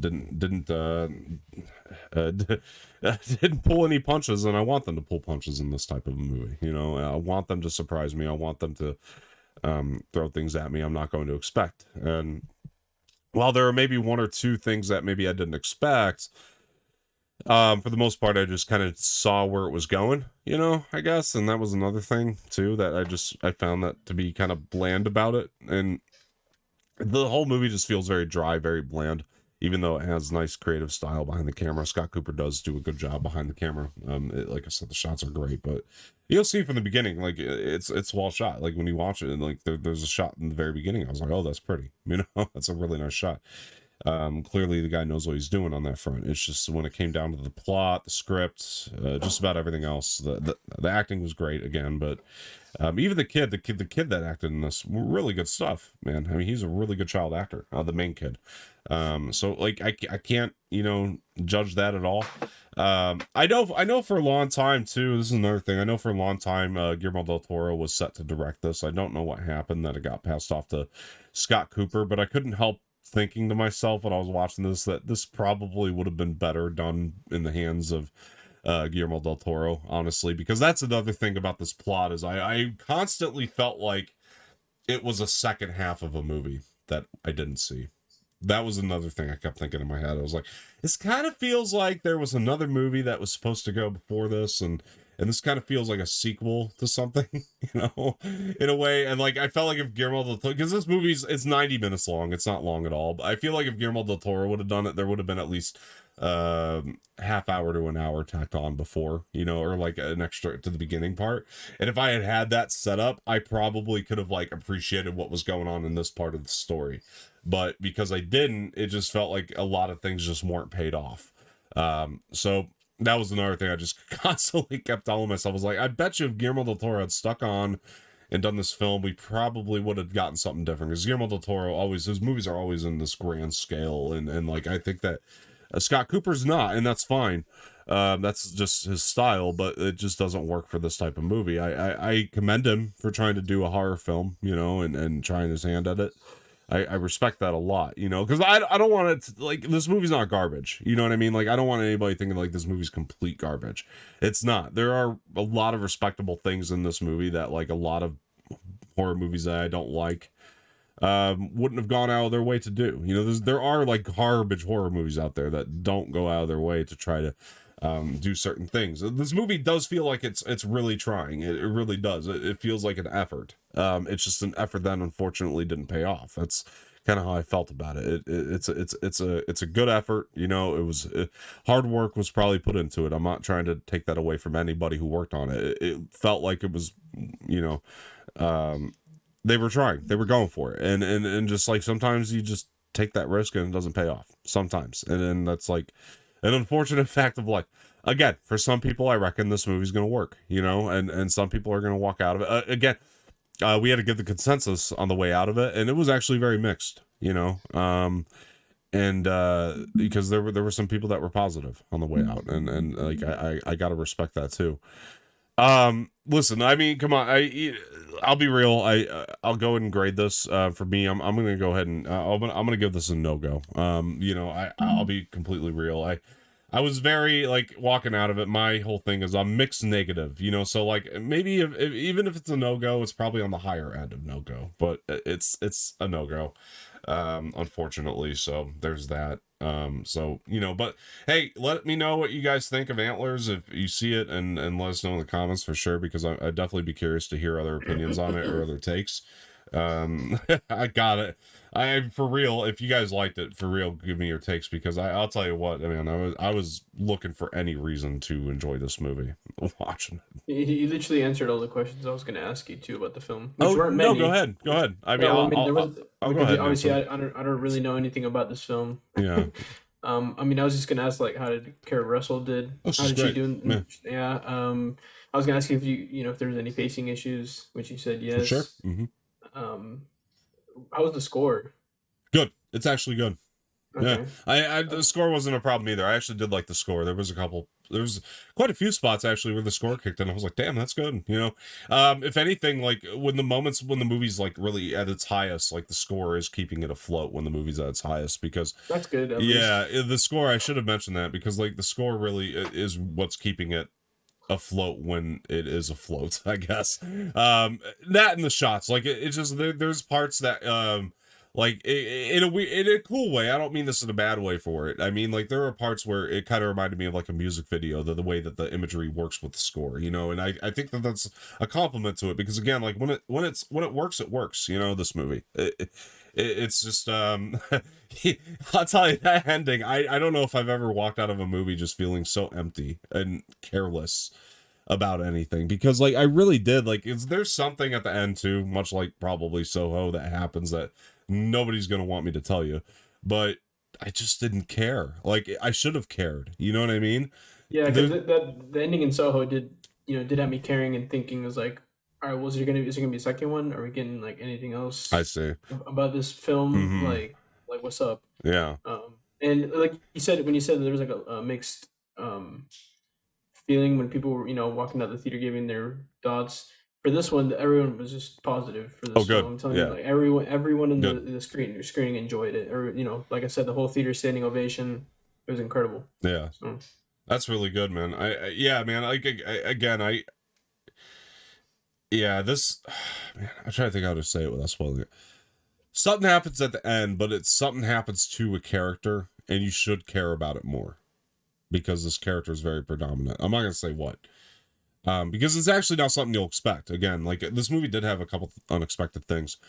It's probably not something you'd expect, but something happened to a character. I just found myself not caring, and I should have. I was like, why do I not care about this? And again, I think a lot of it is like this movie does feel like a second half to something I should have seen. Like it feels like a sequel. Like I was kind of wondering the whole time, like, was there more to the story when Guillermo was doing it? Because I would like to know, because it would. I was gonna say that I feel like if Guillermo del Toro stayed on with this, it probably honestly would have been a lot better, because Yeah, he's a really good director, it's and phenomenal. I just feel like that's his kind of movie, and I feel like he would have done it so much better. Yeah, well, he's got what's the one with Bradley Cooper, Nightmare Alley, coming out later on this year, so I think that'll be hopefully be a better, maybe what I wanted from this. I'll get in there. So the other thing that I would say too is like like Guillermo del Toro, one of the things that some people probably don't know is every time he's written and directed a movie, he's also made it into a book. And I'd be curious to know if there's like a book version of this, that he's made, because I would like to read the book. I really would. I probably would pick that book up just because it's Guillermo, and I want to know more. That's one of the things. I did want to know more about this. I wanted to know more about the sort of lore of it. It's kind of got that. It's got enough. There's parts in there where it's like that's the Guillermo del Toro touch. There are scenes of it, and there's hints of Guillermo del Toro in the film. where it's like that feels like a Guillermo del Toro vibe, you know, the kind of thing it's doing right there. So I would be very curious to see if he's made a book version of this, if there's a bigger story at play that I don't know about. I'd have to go to Barnes and Noble and maybe check it out and see if they have something on it. But like Shape of Water, he made a book for. Pan's Labyrinth, he made a book for. So he's always put out book versions of his movies. And I probably should have said this for Soho too, but there's some unexpected stuff in the film too that really caught my eye. yeah, that's what I was hoping for too, because well, Edgar Wright's great at that. He's great at just making the expect the unexpected with him, because he's a great director. He's a wacky director, but he's a great director. You know what I mean? Like I love the wackiness. I think that's what's kept his career so strong, because again, like I was saying about like Kevin Smith, he's another guy off his personality, off the kind of wackiness of his movies. Like he's kind of become a rock star in his own right, you know, with the way that, you know, he makes movies. Edgar Wright did it with this Last Night in Soho. He killed it. Yeah, honestly, like. Yeah. Well, I can't wait for it. I really can't, because it's been one of my most anticipated. I know you like this. Yeah, film for sure. I think I will. I think I will. I plan to. I plan to like it, but you know, I plan to like Antlers. I was actually excited for it before seeing it, and you know, believe it or not, I didn't actually hear about Last Night in Soho until I saw the trailer for it. Oh really? Oh wow. Yeah. Looks good. So it wasn't really a film that I was, you know, anticipated for, because I'd never heard of it until I saw the trailer. I think it was when I was watching. Was it when I watched Dune?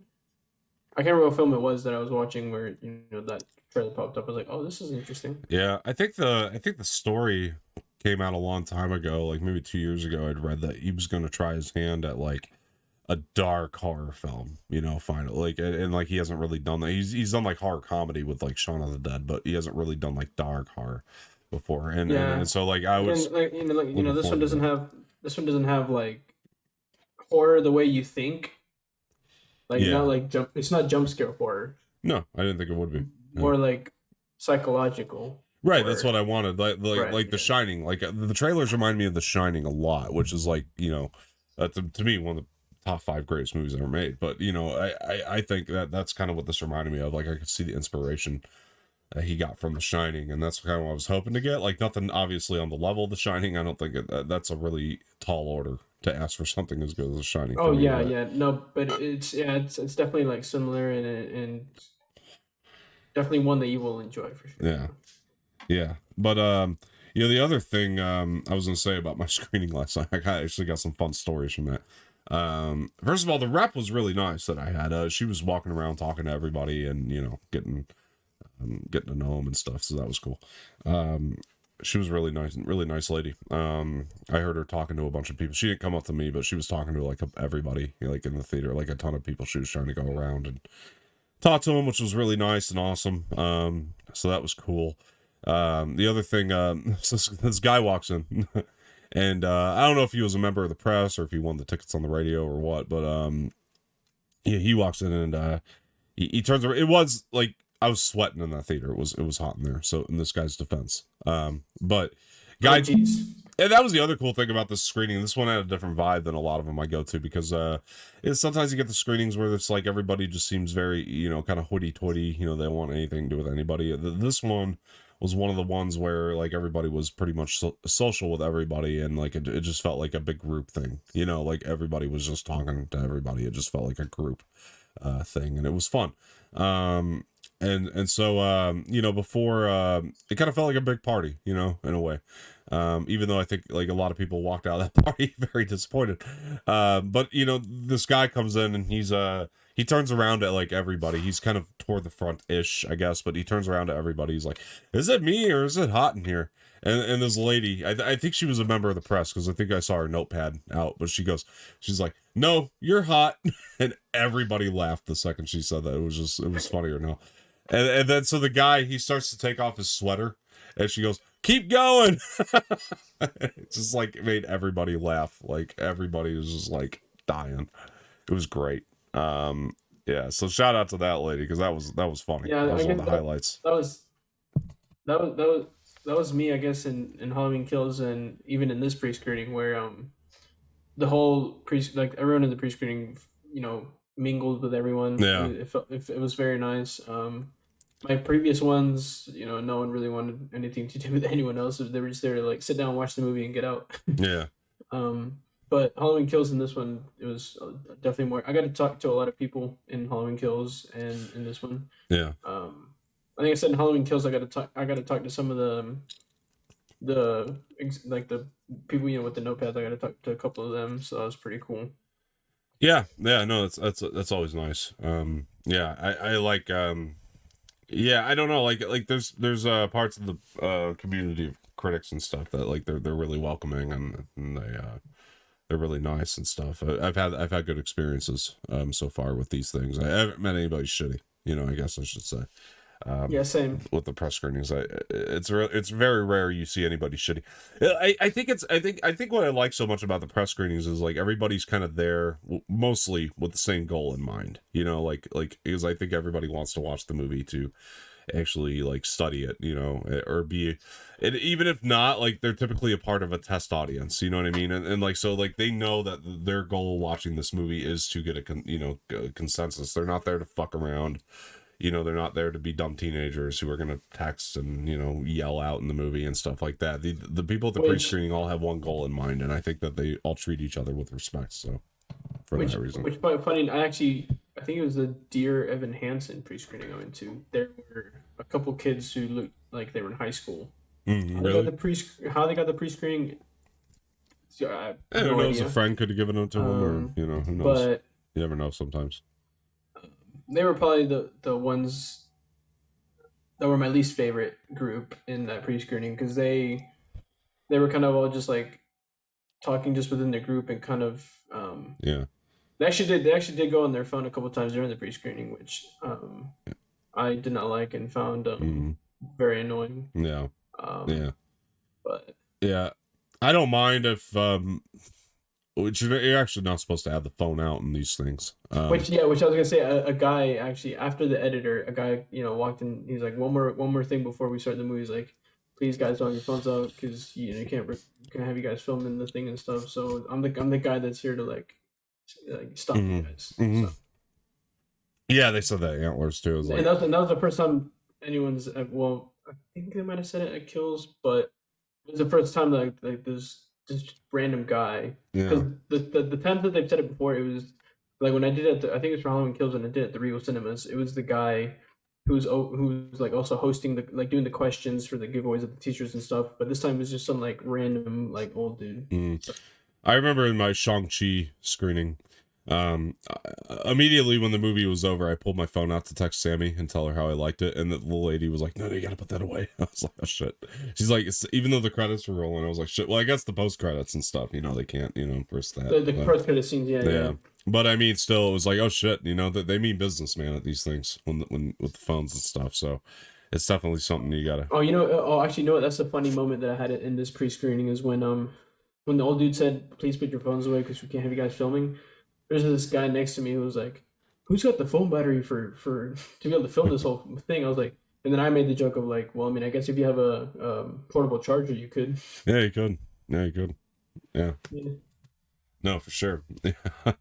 No, I mean, yeah, these things have always been like, I've always had fun at these press screenings. They're great. Yeah, honestly, I haven't had a bad experience yet in the press screenings, honestly. Yeah, it's different.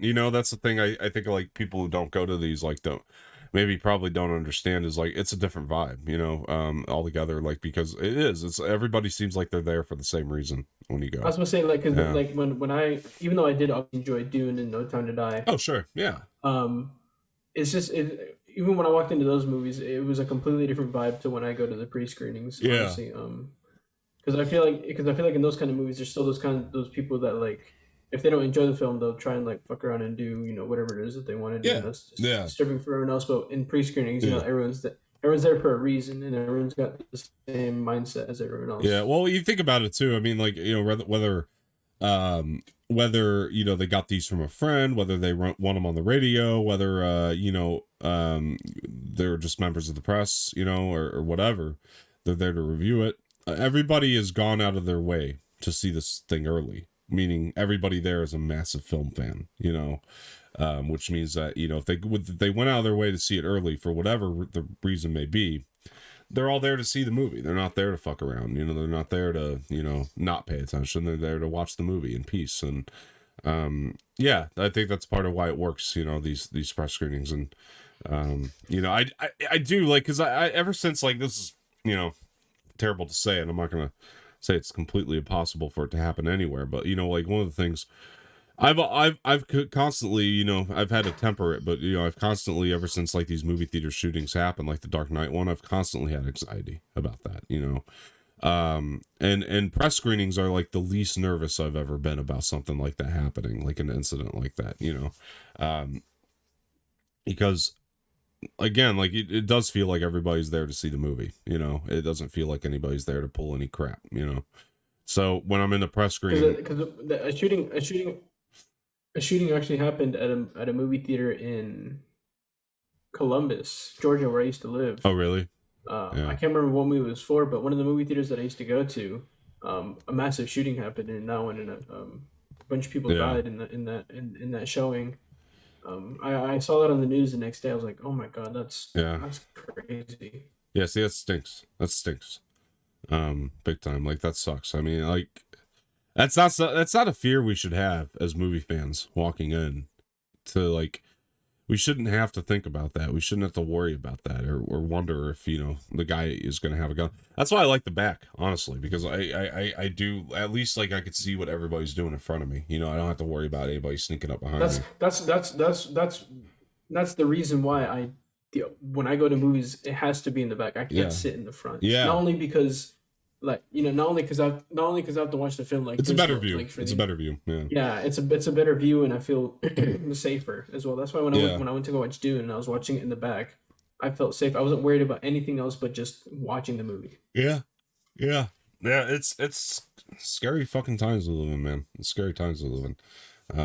Just the fact that anybody could do that. And not just theaters, bro. There's two malls in Atlanta that both now have metal. Before you walk into the mall, you have to, like, walk through a metal detector.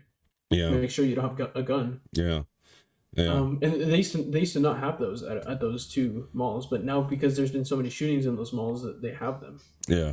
I wish they had those where I was at. They don't. They need to get them. I think it's also because, you know, it's Atlanta's downtown. You know, a bunch of crazy stuff happens in downtown Atlanta. Yeah. Yeah. Well, and it might also be because of the fact that those two malls have a lot of bougie shops, like Gucci, Prada, Tom Ford, you know, those, like, really high end, expensive, like, shops. Right. Because the Perimeter Mall, which is like a mall that's like a 10-minute drive from my house, doesn't have, like, metal detectors or anything anywhere. I think it's because it's such a safe mall, because it doesn't have, you know, really any bougie places. Yeah. That it's, you know, it's a safe community. Yeah. Yeah. Did you or, you know, like, one of the things that, like, I was going to bring up too is because well, it's much like the what we were saying about the Alec Baldwin situation, with, like, how long are we going to keep going through this before we do something about it, you know? With the weapons on the set.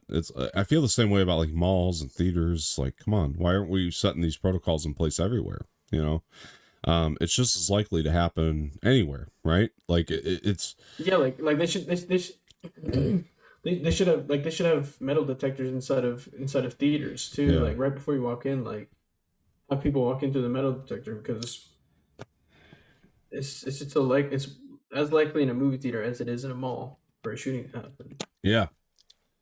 Anywhere, honestly, like places where it's just exactly. I get we have mall security, but, like, I worked at a mall. Very crowded places.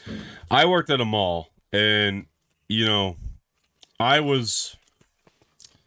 remember we had a bad security company at the time that was in this mall at the time, but you know, I remember talking to my boss about, you know, because there was a suspicious individual in the mall, you know what I mean? And I remember talking to my boss in the mall, and he was telling me, I said we should call security, you know what I mean? And you know, they should keep an eye on him.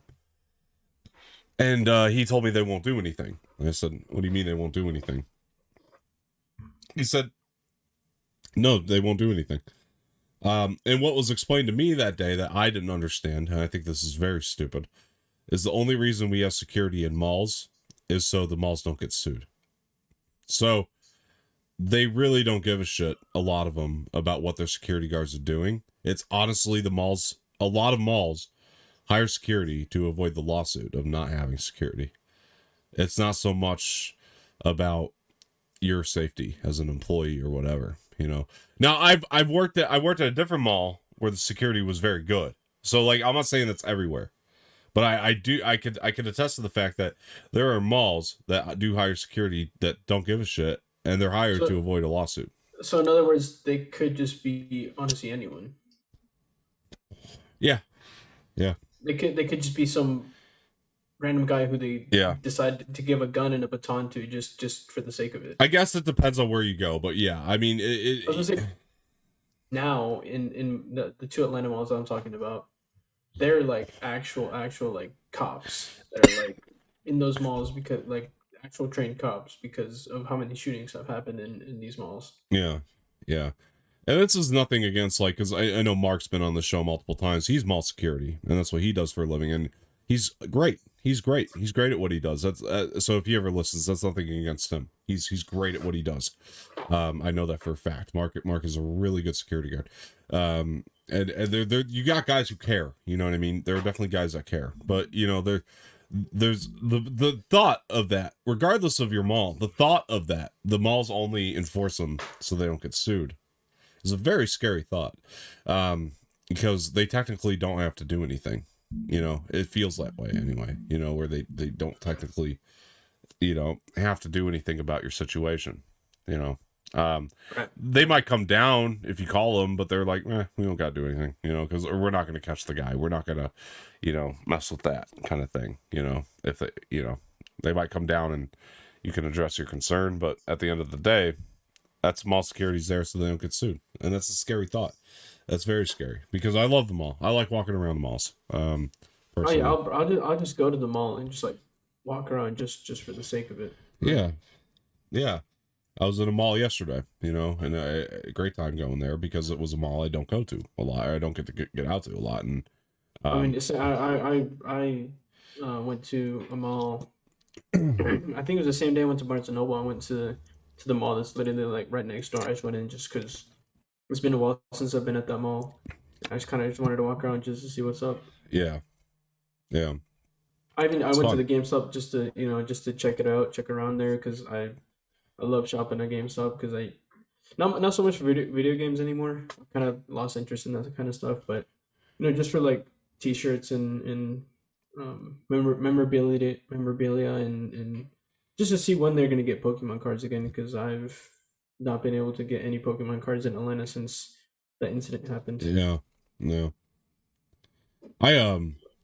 I started playing Uncharted again for the first time, or not again. Like I started like really, well, kind of again because I started playing Uncharted for the first time, and I liked it, you know, but I kind of fell off of it. But now I'm back into it like hardcore, and like now I'm so in love with this game franchise. I just want to play them all. Like I really do. Like I'm so in love with the franchise. They're all so good. Or the first one's so good. Yeah, I should say. I'm still in the first one. I'm almost done with it. It seems. You know how it feels when you're playing like a story-based game. You could kind of tell when they're starting to come to an end. I'm kind of at that point in the game where it's like I know I'm kind of reaching the end of it, and like it saddens me. But then I have the second one I can play right after, and I'm excited because like the movie, which we could talk about the trailer too.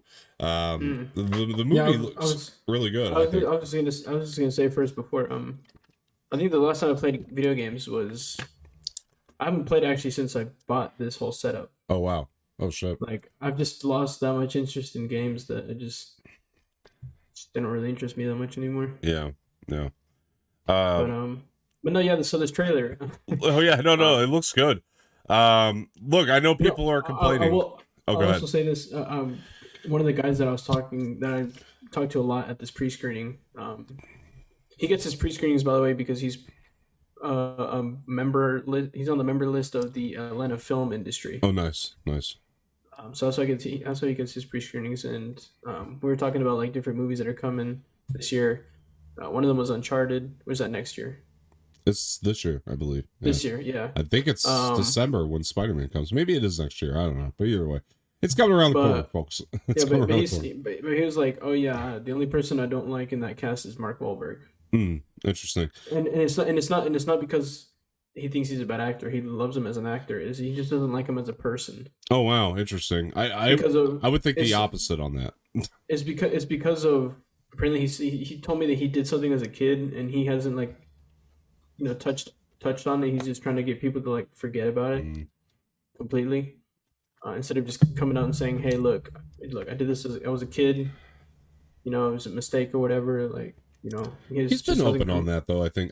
I would disagree with that guy because he's been very open on that. I've seen multiple interviews where he's talked about his past and he's been very open on it. And I would disagree. He just apparently hasn't seen that side of him in any interview or anything because there is side that I've seen Mark Wahlberg open up about that multiple times. There was actually I was watching. There's a movie called with Mark Wahlberg, one of his better ones for sure. It's called We Own the Night, in my opinion, one of the better ones. Mark Wahlberg and Joaquin Phoenix, really good movie. Joaquin Phoenix is a part of he's a crime guy. He's a criminal big time. Like he's in the drug business and he does a lot of cocaine and shit like that. Like if you watch the movie. And so the whole movie and this is basically the premise is his brother and his dad are cops. So Okay. it's a really interesting family dynamic, but it was either a bonus feature or a documentary maybe I just saw on TV one time where Mark Wahlberg was talking about it and he was very open. Like I can relate to the world that Joaquin's character was in because I was in that world, and he's been very open about it. I think in certain circumstances, I think it, like if he's going somewhere to promote a movie, he's not going to talk about that unless the movie like directly relates to that situation. I don't think Mark Wahlberg's going to talk about that. It's not going to get brought up on like if he's going on like one of the late night comedy shows. Obviously, they're not going to talk about that. But if you see him in certain circumstances, he's definitely been very open about his past. I would disagree with that. Like, I think I like him more as a person than an actor. I think like just his charisma as a person is what keeps me watching him in I don't know. movies. I of the films that I've seen him in, I don't think I have a single film to complain about from him. Mm. Honestly. I've definitely like I've had complaints about not necessarily his movies because I really enjoy watching him. I do, and I think he's a good leading action star and all that. Whatever you want to put him in. Well, I definitely have complaints about his Transformers movies. I'm not a big fan of those. Okay, yeah, But I haven't really seen those. So mm. But outside of that, I think he's a very entertaining individual to watch and shit, and I think he's a good leading man. Even in the Transformers, he's charismatic, even though the movies yeah, suck. like you literally have the Ted movies. You have Lone Survivor. Yeah, he's fun. Even in like Daddy's Home, I know a lot of people don't like that film. Yeah. And people will come for my next for this, but I actually did enjoy those. I didn't like films. Daddy's Home too. That's another one I guess I'd complain about. I like Daddy's Home. Daddy's Home was funny. I mean, I like like first one. Daddy's Home and Daddy's Home too. I honestly enjoyed both Interesting. of them. I didn't like the second one. I liked the first one. I thought the first one was funny. Anyway, like I think that he's my biggest problem with Wahlberg has always been the fact that I feel like a lot of the times he doesn't challenge himself in his roles. Like he doesn't take roles that challenge himself a lot anyway, I should say. And he's a good actor. That's the problem I have with that is the What fact about that what about the movie The Great Wall? Matt Damon, Oh, that's Matt Damon. Shit, what am I thinking about? it Matt was Damon? horrible. But anyway, I mean, I haven't seen it. no, So. it's not good. No, but he takes a lot of roles where he doesn't challenge himself. Like but then you watch like Patriots Day or like Lone Survivor and he's really good, you know what I mean, in those movies. Oh yeah, And, Lone like, Survivor. That's probably one of my favorite. What am I saying him again? Mark Wahlberg films. Honestly, Yeah. Lone Survivor. He's incredible in that film. yeah.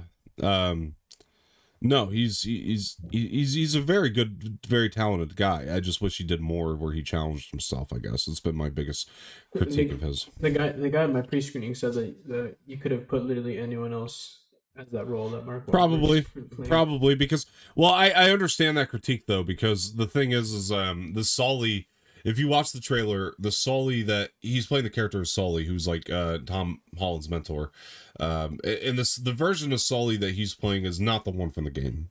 Like it is, but it's like it's supposed to be the same character, but it's like the personality's Wahlberg. It's not Sully. He's not going out of his way to try to like reach Sully, at least based on what we've seen in the trailer.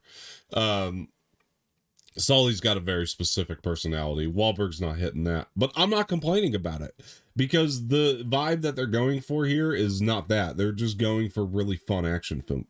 And like, I'm super excited for Tom Holland in this film, and honestly, yeah, he seems like that's the thing. Like people complained about him because he's like playing a younger Nathan Drake. I guess people wanted him to be closer to the age in the games. But Tom Holland seemed like Nathan Drake to me, and I think that that's why I have even less complaints about it, because I could buy him as a young Nathan Drake based on this trailer. Like, I think that he embodies the character really well. It feels like the younger version of that. Like, now, I might see the movie and have a completely different opinion. Who knows? You know, but, like, based on what we've got, like, I'm enjoying this. Like, I think it's going to be really good. Oh, yeah. I'm super excited for this film. I've never played any of the games, but I'm actually from the trailer alone, I'm actually super excited for this film. There's a lot riding on this movie, I feel like, because a lot of people are there's no such thing as a great video game adaptation to date. Like there just hasn't been that. Like not a great one. There's been good ones, maybe at best, but there hasn't been. I'm trying to think of video game adaptations off the top of my head. Oh fuck! I mean, we can go way back. I mean, you got Dune. Well, I mean, Assassin's Creed was a good one. No, it was not. I liked it. I'm glad. I did not. Yeah, man, that movie, man, that was terrible in my opinion. But yeah, that movie I didn't like. I love Michael Fassbender. I just didn't like the movie. I thought it was very bad. But you know, with like you got Detective Pikachu, which is a good movie. Detective Pikachu was good. I actually like. I'm a huge Pokemon fan, and I honestly, Ryan Reynolds as Detective Pikachu was good. You couldn't have had anyone else play that, man. It was incredible. It's a good movie, and like Sonic the Hedgehog, I know people liked, and like oh my goodness, Jim Carrey. Yeah, oof. There've been good ones, like without a doubt. Like, but when's the last one we saw? Never has there been like one that's been phenomenal though, and I think that's why there's so much riding on Uncharted right now, because they're like, I feel like if Uncharted doesn't work because it is so beloved, like it just like people are gonna give up on these video games. You know what, which might be a pretty good video game adaptation is GTA. I feel like you could make something like really good with that video game. Maybe you can make a fun thing. Even with you could do something with Watchdog Legion, so I feel like that could be a pretty good video game adaptation too. Yeah, maybe. I mean, I feel like I don't know.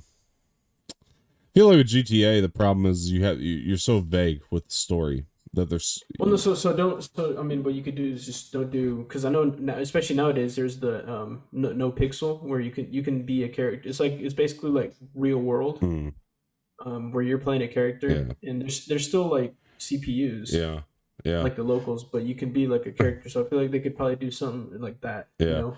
Well, I feel like Free Guy is the closest we've gotten to a GTA. At least it feels like GTA Online adapted into a movie. It's almost like an old, like old video games like Pac-Man, like almost like an arcade video game adaptation of GTA. Yeah, maybe that could be fun. It would all depend on the pitch for me on what you would want to do with it. Yeah, I mean, sure. I mean, Pixels was, I like Pixels. I enjoyed it. Not there, fam. Not there. Not with you there. No. Just no. But yeah, no. I don't know. Like there hasn't been, and even if you like it, and that's subjective, and that's all good. I guess like what I mean is like there hasn't been like a well received like video game adaptation that's like widely highly received. Like phenomenal. I mean, in movies. Now, TV shows different story, obviously, of The Witcher, because that's like. Oh my goodness. Oh, yeah. Bro. Yeah. Yeah, if we have to go for video game adaptation and shows, that's literally the best one. Right, yeah. TV's been different, but you could do more in TV. I'm talking movies. That's why I think that there's a lot riding on Uncharted. There hasn't been like one video game adaptation that's been like heavily received well. They just never worked for some reason. I think that's why Uncharted is so much riding on it, man. But what about some of the Mortal Kombat movies? The last one was horrible. The and the like the first one that they did was like it's got a cult following, but it seems to be like a very niche audience. You know what I mean? Like it's got that, but it's a very niche audience. It's not like a widely well received thing. You know, again. I mean, because then you also have Oh, I totally forgot. They did a Need for Speed movie, and I actually enjoyed that one. I like that one. Yeah, I actually did like that one. I again though, not widely received phenomenal. Like most people didn't like it. You know, it's just. And then you have the Tomb Raider films. The last one did okay in its reception. The last Tomb Raider was okay. It was kind of on that same level of like Detective Pikachu, the last Tomb Raider. But people really didn't like those Angelina Jolie ones. You know, not me. I mean, I enjoyed it, but you know. I think they're fun, but like again, it's not phenomenal. Like, where's the phenomenal one? You know, there's not one that's like you can watch it and be like, that was phenomenal. You know, like that was awesome. I don't know. I guess for me, my favorite one would definitely have to be the one. I mean, I at least thought it was obviously that's not widely received phenomenal, but for me, honestly, Detective Pikachu for me was. Yeah, I agree. I think it's my favorite one so far. Yeah, I agree with you. I like that one a lot actually. It's just not phenomenal. It's not like, you know, it's just even though I like it a lot, like to me it's like it's not like phenomenal. You know what I mean? It's like there's a certain element. Like we haven't reached like Marvel status with video game adaptation movies. You know, um like when Iron Man came out, for example, like that movie was like phenomenal. You know, like when Iron Man came out, it was like so phenomenal. And then you got around to like Avengers, like that first Avengers movie, and then it was like that changed everything about the industry in general when Avengers came out. Changed everything. And like we haven't had the video game movie that's been able to do it to where it was like this is going to change everything for the industry. Yeah, honestly, now, if Uncharted doesn't do that, then I feel like they're just gonna stop with video game adaptations for movies. Because stick with TV, man, because that's the way to go. I was gonna say, honestly, just do video game adaptations with shows because it seems to work. Well, obviously with this Witcher one, it just seems to work a lot better. Yeah, I'm stoked for Amazon's doing it. I think the Last of Us series. I'm really stoked for that. With Pedro Pascal. Pedro Pascal, yeah. That I think has a lot of potential. Oh yeah. Yeah. Well, again, because it's gonna be a show. Yeah, I feel like it's easier for to do video game adaptations with shows. Yeah, just because you can do so much more because you can have multiple seasons, so you can do a lot more with when it comes to shows. Yeah. You know, things like things like Free Guy or I'm trying to think of something else that like was like something up that alley. Maybe even like Uncharted. For what they're going for with it, just assuming that's good, like things like that. I was gonna say, imagine it's like the complete opposite of what we think. Could be shit, yeah, who knows? But things like that, you could do those as movies, and those work better as movies because they're made for the sort of like 2-hour format, you know. But there's other things though, like The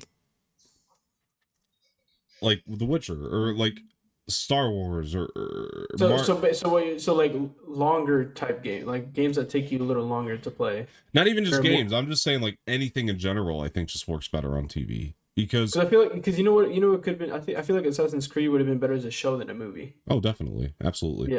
Yeah. There's a lot of things like that. It's not just in the game world, in the game adaptation world. There's a lot of different projects that sometimes I watch shit and I'm like, that just would have been a better series. You know, like Many Saints of Newark is a really good example. I quite enjoy that movie. Watched it like 5-6 times now, but it's a really good movie to me. But I still, every time I watch it, I'm like, it needed more time. If you could have fleshed that stuff out. Well, I feel like that's where they might make another movie. Yeah, another movie or maybe a miniseries. It kind of picks up where where Many Saints of Newark left off. Yeah, you know what I mean. Yeah, and you could do that, I guess, if you have a trilogy. But even sometimes that fails because like. I feel like sometimes with the trilogies or whatever, like sometimes you get to the last section of it and you're like, it feels like the filmmakers feel like they're up against the clock in a way, you know, to try to wrap it up. And like sometimes even that can like blow up in your face. You know, I take Rise of Skywalker, for instance, you know, like that's one of those, you know, situations where like, I feel like maybe if you had a series and you tried to do all that, like maybe it would have gone over better, you know? Star Wars works better on TV. I think it does. Like, or for the streaming shows are where it's at for Star Wars. You know. Oh my gosh, yeah, Mandalorian. Oh my Yeah. god. Yeah, I think that you could do so much in that. Like Game of Thrones could not have been a movie. That's another good example. Like something that like that could not have been a movie. You know, like you couldn't make a movie series of that and have the same impact that it did on people. You know, because I'm almost, you know, I'm kind of almost feeling the same way. Obviously, this movie's coming out next year, but I'm kind of feeling the same way right now towards the Flash movie. that needs to be a series. I don't think that it's going to be as good as the series that we have right now. Oh, I see. Yeah. At least maybe not. You know, there's some seasons that I don't really enjoy that much. I just feel like it's not going to be as good because Yeah. there's just so much to the Flash universe Oh, sure. Yeah. that the movie's gonna miss out a lot. That's why I feel like it's more for a show. Well, it could turn out really well, but I mean, like you look at like the story of Flashpoint, for example. That's a dense story, you know. So That's what I mean. need That's what I time. mean. That's what I mean. It's better for a show than a movie. Yeah, you need time to flesh some of the stuff out, and it seems like what they're trying to go for is this Flashpoint thing. And unless they're going to do like a trilogy of Flash movies, which let's be honest, it's comic books, so they might, you know. But you know, the fact is like sometimes you just Fingers crossed I get Grant Gustin's in all of those because I'd really like to see him in if they do make a trilogy, him in all of them. Yes, he might be. I can't like I've said I can't see anyone else as Flash than him. He's just too good as the Flash, man. Well, that's one of the things too, man. Like I'm skeptical on the new Spider-Man a little bit. Like I think it's gonna be good, and I trust John Watts as the director. I think I have I'm more confident in it than not. But the one skepticism that I have against it is the fact that there's so much going on in that movie. You know, like when you look at it's because you have so many different characters from the comics. Yeah. You've got Electro, you've got Green Goblin, you've got Doc Ock, you've got much going on.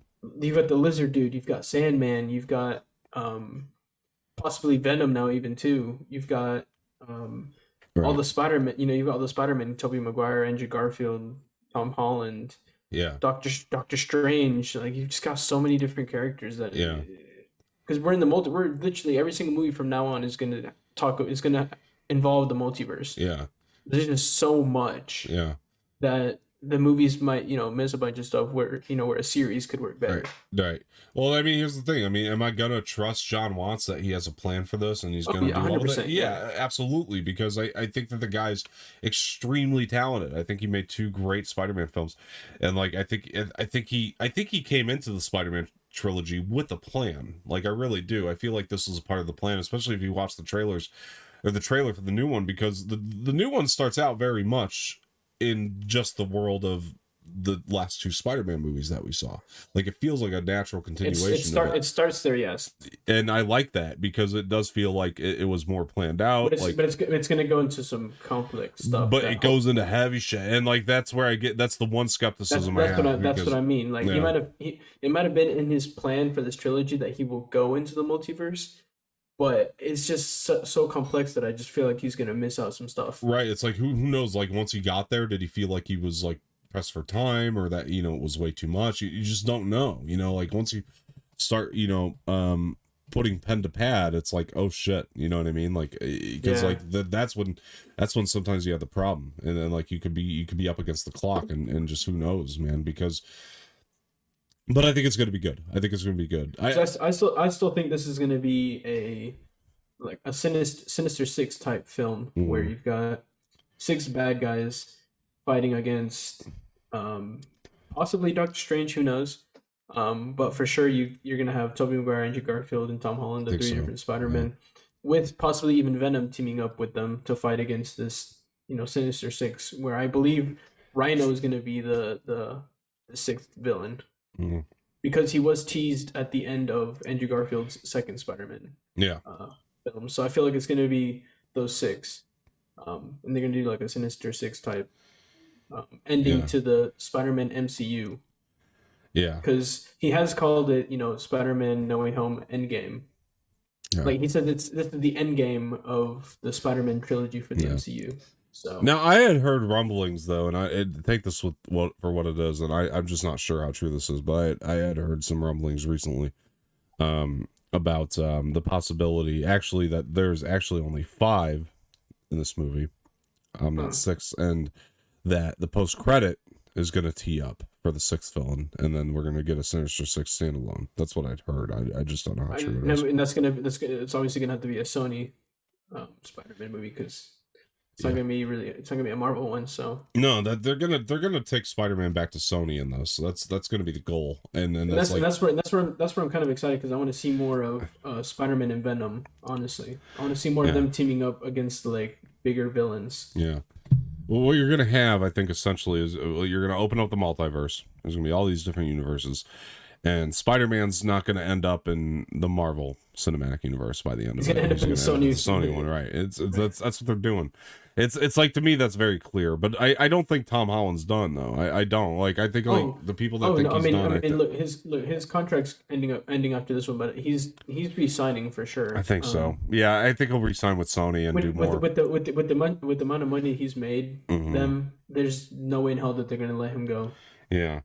I thought he's gonna want to go. Now, the thing that confuses me though is this is supposed to be his last one, but I swore that there was a report a while back that he was actually going to be in Doctor Strange. I don't know if they went back on that now, but maybe that was the plan initially. But I feel like, and again, but you can really make it work though, to where you have the multiverse going on here.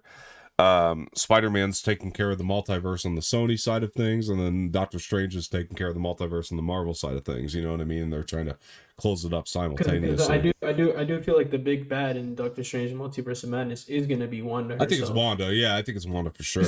So take this for what you guys want to, but I have been seeing a lot of these like theory videos saying that why does Doctor Strange have the Time Stone in this film? Is because Wanda's the one manipulating all this shit. Yeah. Wanda's actually the one who's got, she's manipulating Doctor Strange to do the things that he's doing in this film. Right. And that she's going to be the big bad that he's going to have to fight in the Multiverse of Madness movie. Yeah. Yeah, man. I like it. I'm just honestly ready to see more of Wanda because we haven't seen anything of her since her show. Yeah, they set up something really great with that character, I think. 100%. 100%. Yeah. I think that I can't wait. I'm not even gonna lie to you right now. She's definitely my favorite character in the MCU. No lie.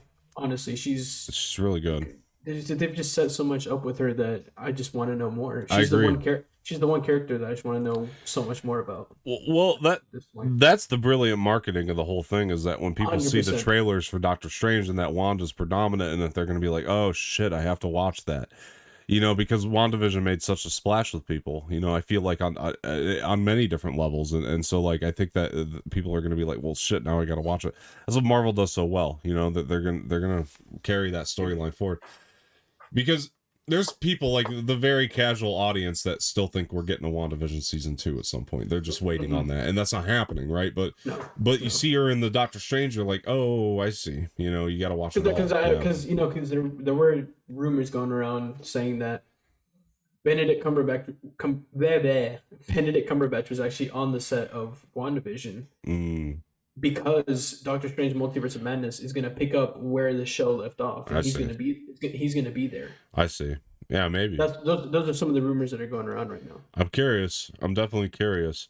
Because I don't know if this is rumor or true, but there were people, a lot of sources out there saying that Benedict Cumberbatch was on the set of the finale of WandaVision. Yeah. Look, man, I don't know where it's going.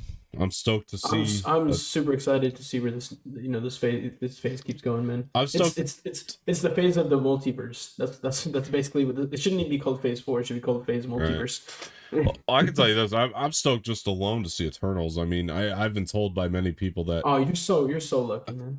I've been told by many people that this is going to be a lot like Dune in its tone and it's the way it's structured and stuff. Like, but look, and it's like we said before, it's something different Marvel hasn't done. A completely different casting. Something Marvel hasn't done yet, and that's what I like to see Marvel do, is just bring me some new different stuff that I haven't seen before. Because if you keep giving me the same stuff, I'm just gonna eventually be uninterested and not want to watch any of the movies. Yeah. So keep giving me different stuff and just keep reeling me in and wanting me to go watch these films. So. Yeah. The consensus on Eternal seems to be that this is the most different it's ever been, and that's that's exciting to me. I mean, yeah, I mean, just even just like, who would have thought Angelina Jolie would be in a Marvel film, or Yeah. even like Salma Hayek? Like, who would have like? It's just completely different to Yeah.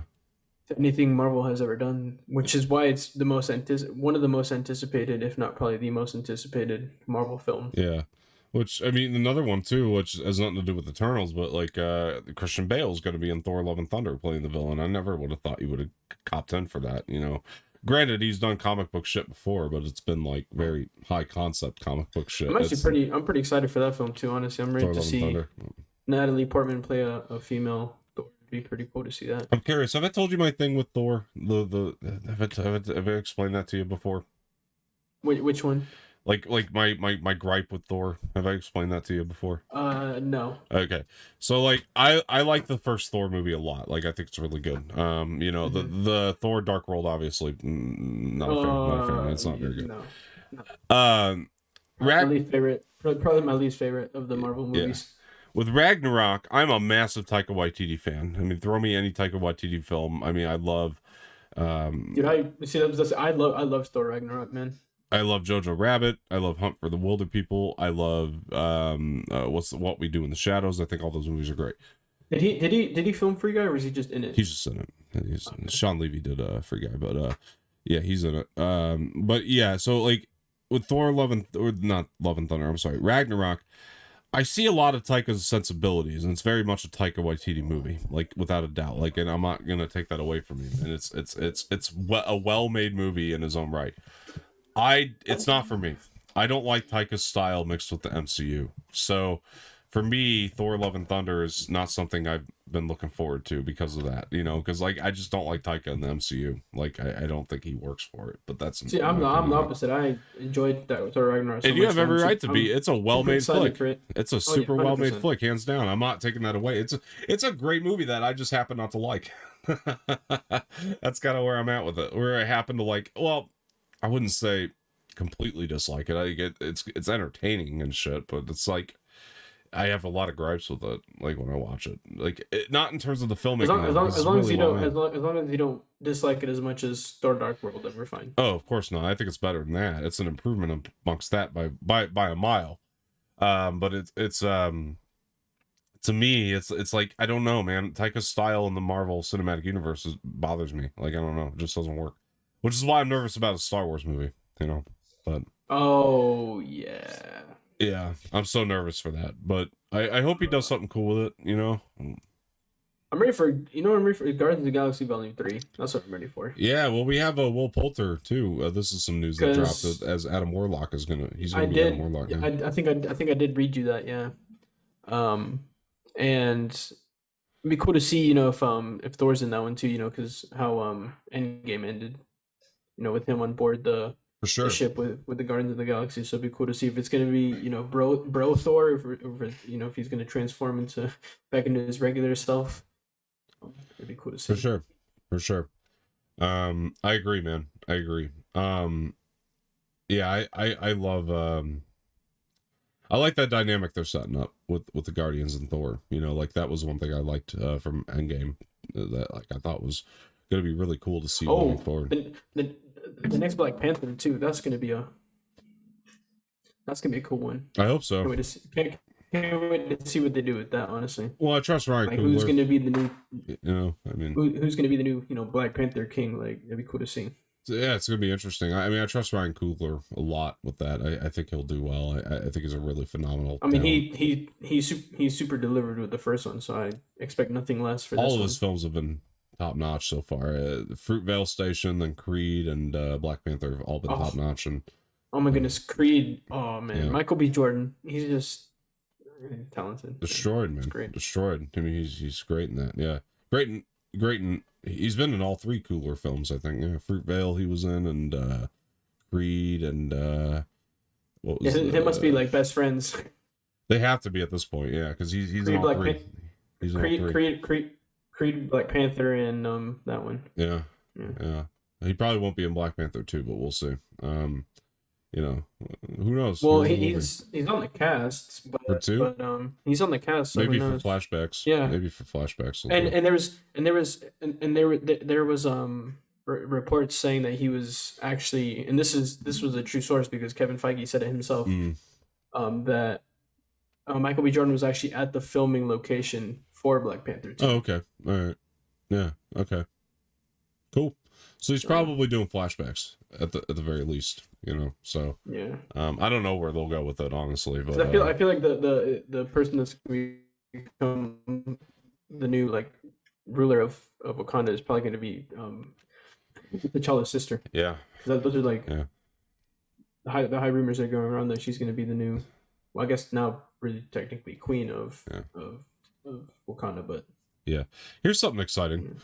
Speaking of which, Disney Plus Day it's coming around next month. This is basically Disney's DC fandom. Last year it was called Disney Investors Day, but I was going to talk to you about this because there's a lot of shit we can get at Disney Plus Day. Book of Boba Fett trailer is going to drop at Disney Plus Day. I guarantee it. 100%. Yeah. Maybe even a Mandalorian season 3 trailer probably too. No, they just started filming. There's no way. They have a trailer cut. But Obi-Wan. I mean, well, I was gonna say Kenobi series trailer. It's possible. For sure. I'm gonna set expectations right though, because I don't think we're getting that till Star Wars Celebration next year, the Obi-Wan stuff. But it's possible because we got to keep in mind that they've been filming Obi-Wan for a while now. It's not that they can't have a trailer cut together. It's not the most unrealistic thing in the world to think that they have a trailer for that. Other than that, I mean, oh my gosh, Disney Plus Day is literally the day we do the day of our last movie review on Star Wars Sunday. Oh no shit. Oh wow. Fuck. Yeah, November 12th, that Sunday. Well, there you go. Other than that, I mean, we'll get Miss Marvel. I'm sure. Oh wait, no, November 12th is a Friday. Actually, is when we'll probably watch the last movie. Oh, okay. All right. Other than that, I mean, we'll probably have a Miss Marvel trailer. That's just a guess. So there's that. We'll probably have. I'm trying to think of what other shows are coming up. Secret Invasion, that's one that's coming around. I mean, they got a cast for it. I don't know if they haven't filmed it yet, though. I don't think so. Probably not. But I'll say this: like Disney Investors Day last year. And Shang-Chi and Jungle Cruise are both coming Disney Plus on Disney Plus Day. Oh wow, yeah. See, there you go. There's that. But Disney Investors Day last year was the best when they did it, and that's what Disney Plus Day is now. Imagine it does what DC fandom did. God, I will be so mad if this shit's the best. Now, granted, with Disney Plus Day, I don't expect it to be as many announcements and shit as last year because they dropped a lot of stuff last year. But I do expect it to be a good event. I think that the event should be still just as good. I think they did a good job last year. They kind of were riding on the coattails of DC fandom and did great with it. And all the stuff they dropped, man, it was all so much fun. I'm excited to hear about it personally. I think that, man, we probably could get a Doctor Strange trailer. I don't know, but it's possible that we get a Doctor Strange trailer. It's not the most impossible thing in the world. Maybe. Well, no, because never mind. So will they have this on Disney Plus, like streaming Disney Plus Day, or no? But you should be able to find it on YouTube or whatever. If not, it'll be on their website, not Disney Plus, but I think the Disney official website. I don't think it'll be on Disney.com. Disney.com. I don't think it'll be on Disney Plus unless they change that because they changed the name of it. But I doubt it. It could, only because it streams live and Disney Plus doesn't do like live stuff. So I don't think you could find it on Disney Plus. But maybe you will be able to. Maybe they'll put it on after or something, and like you can watch it there. Who knows? They might do it differently. Yeah, man, I'm excited though. I think that's going to be a fun event. I think there's going to be a lot of good stuff. Book of Boba Fett is the thing I think obviously most people are going to be like anticipating because like that's a definite. If they don't drop a Book of Boba Fett trailer there, I call it a lost event.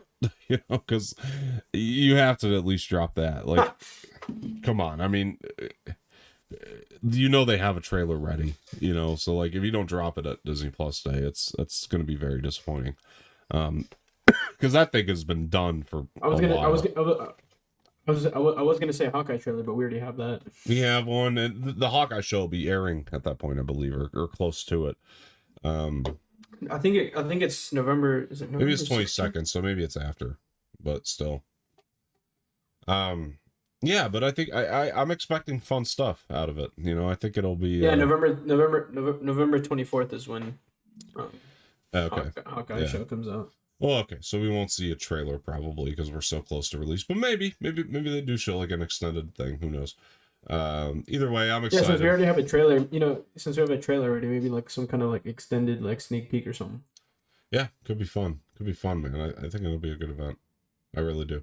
Last year was insane. That was like the biggest news drop ever because you got everything came out at Disney Investors Day last year. It was like all the shows, all the movies, not everything. only I was gonna say not only do you have Disney, you've got Pixar, you've got Marvel, you've got National Geographic, like you've got all these different things that Disney Plus shows on their streaming platform that you can show all kinds of stuff Yeah, at these yeah, at these convention thingies. yeah.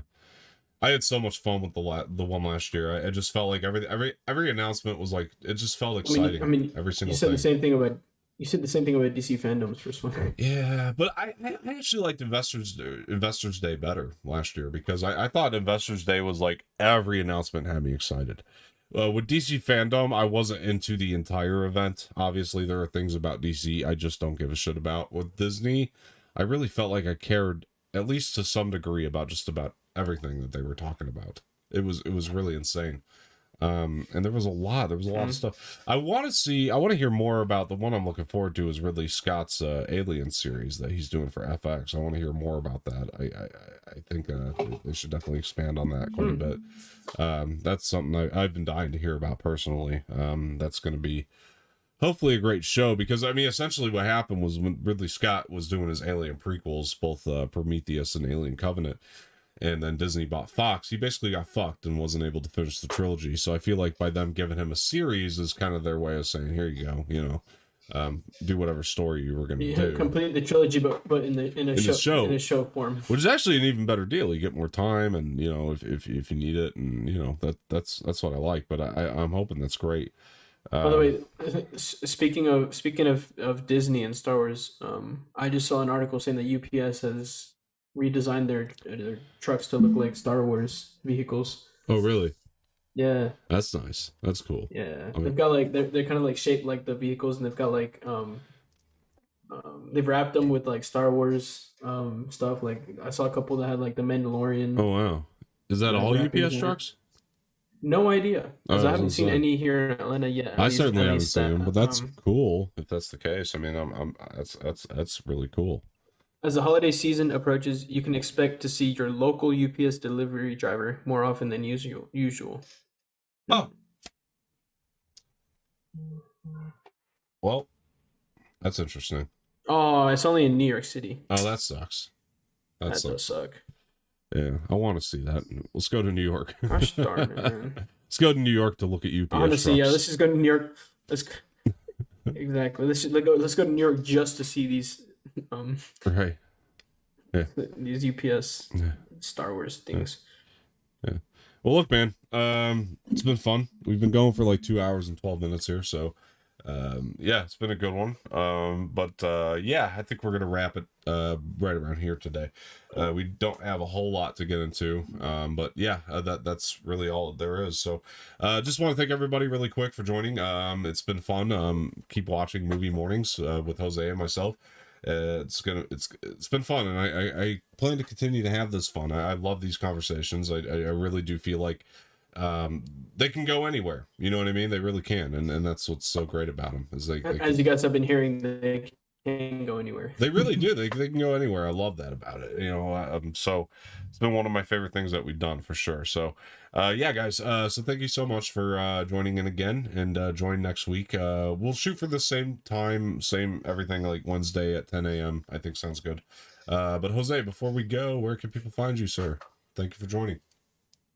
Of course, always excited to join with you and talk about whatever it is that we want to talk about because Exactly. it's a lot of fun and um, this movie mornings brings me a lot of joy to talk to you about all the exciting stuff we like to talk about. Oh yeah.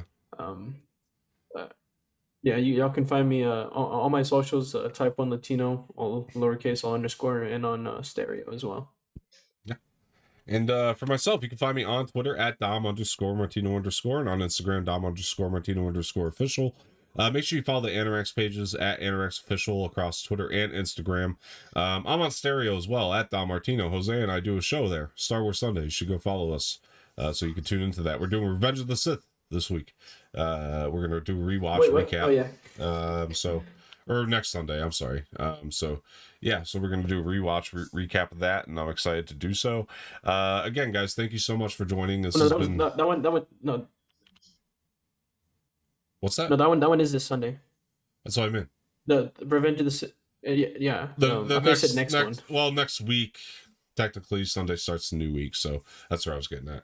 Pay no attention to the man behind the curtain, folks. But yeah, we got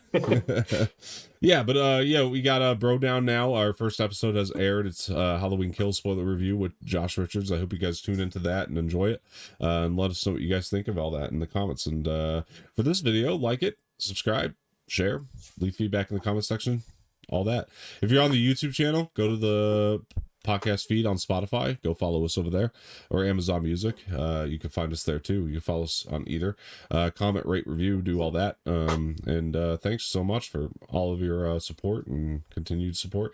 And if you're on the podcast feed, subscribe to the channel, do that. So all right, guys, we're gonna get out of here. So thank you, have a good one. Later. Alrighty, bye.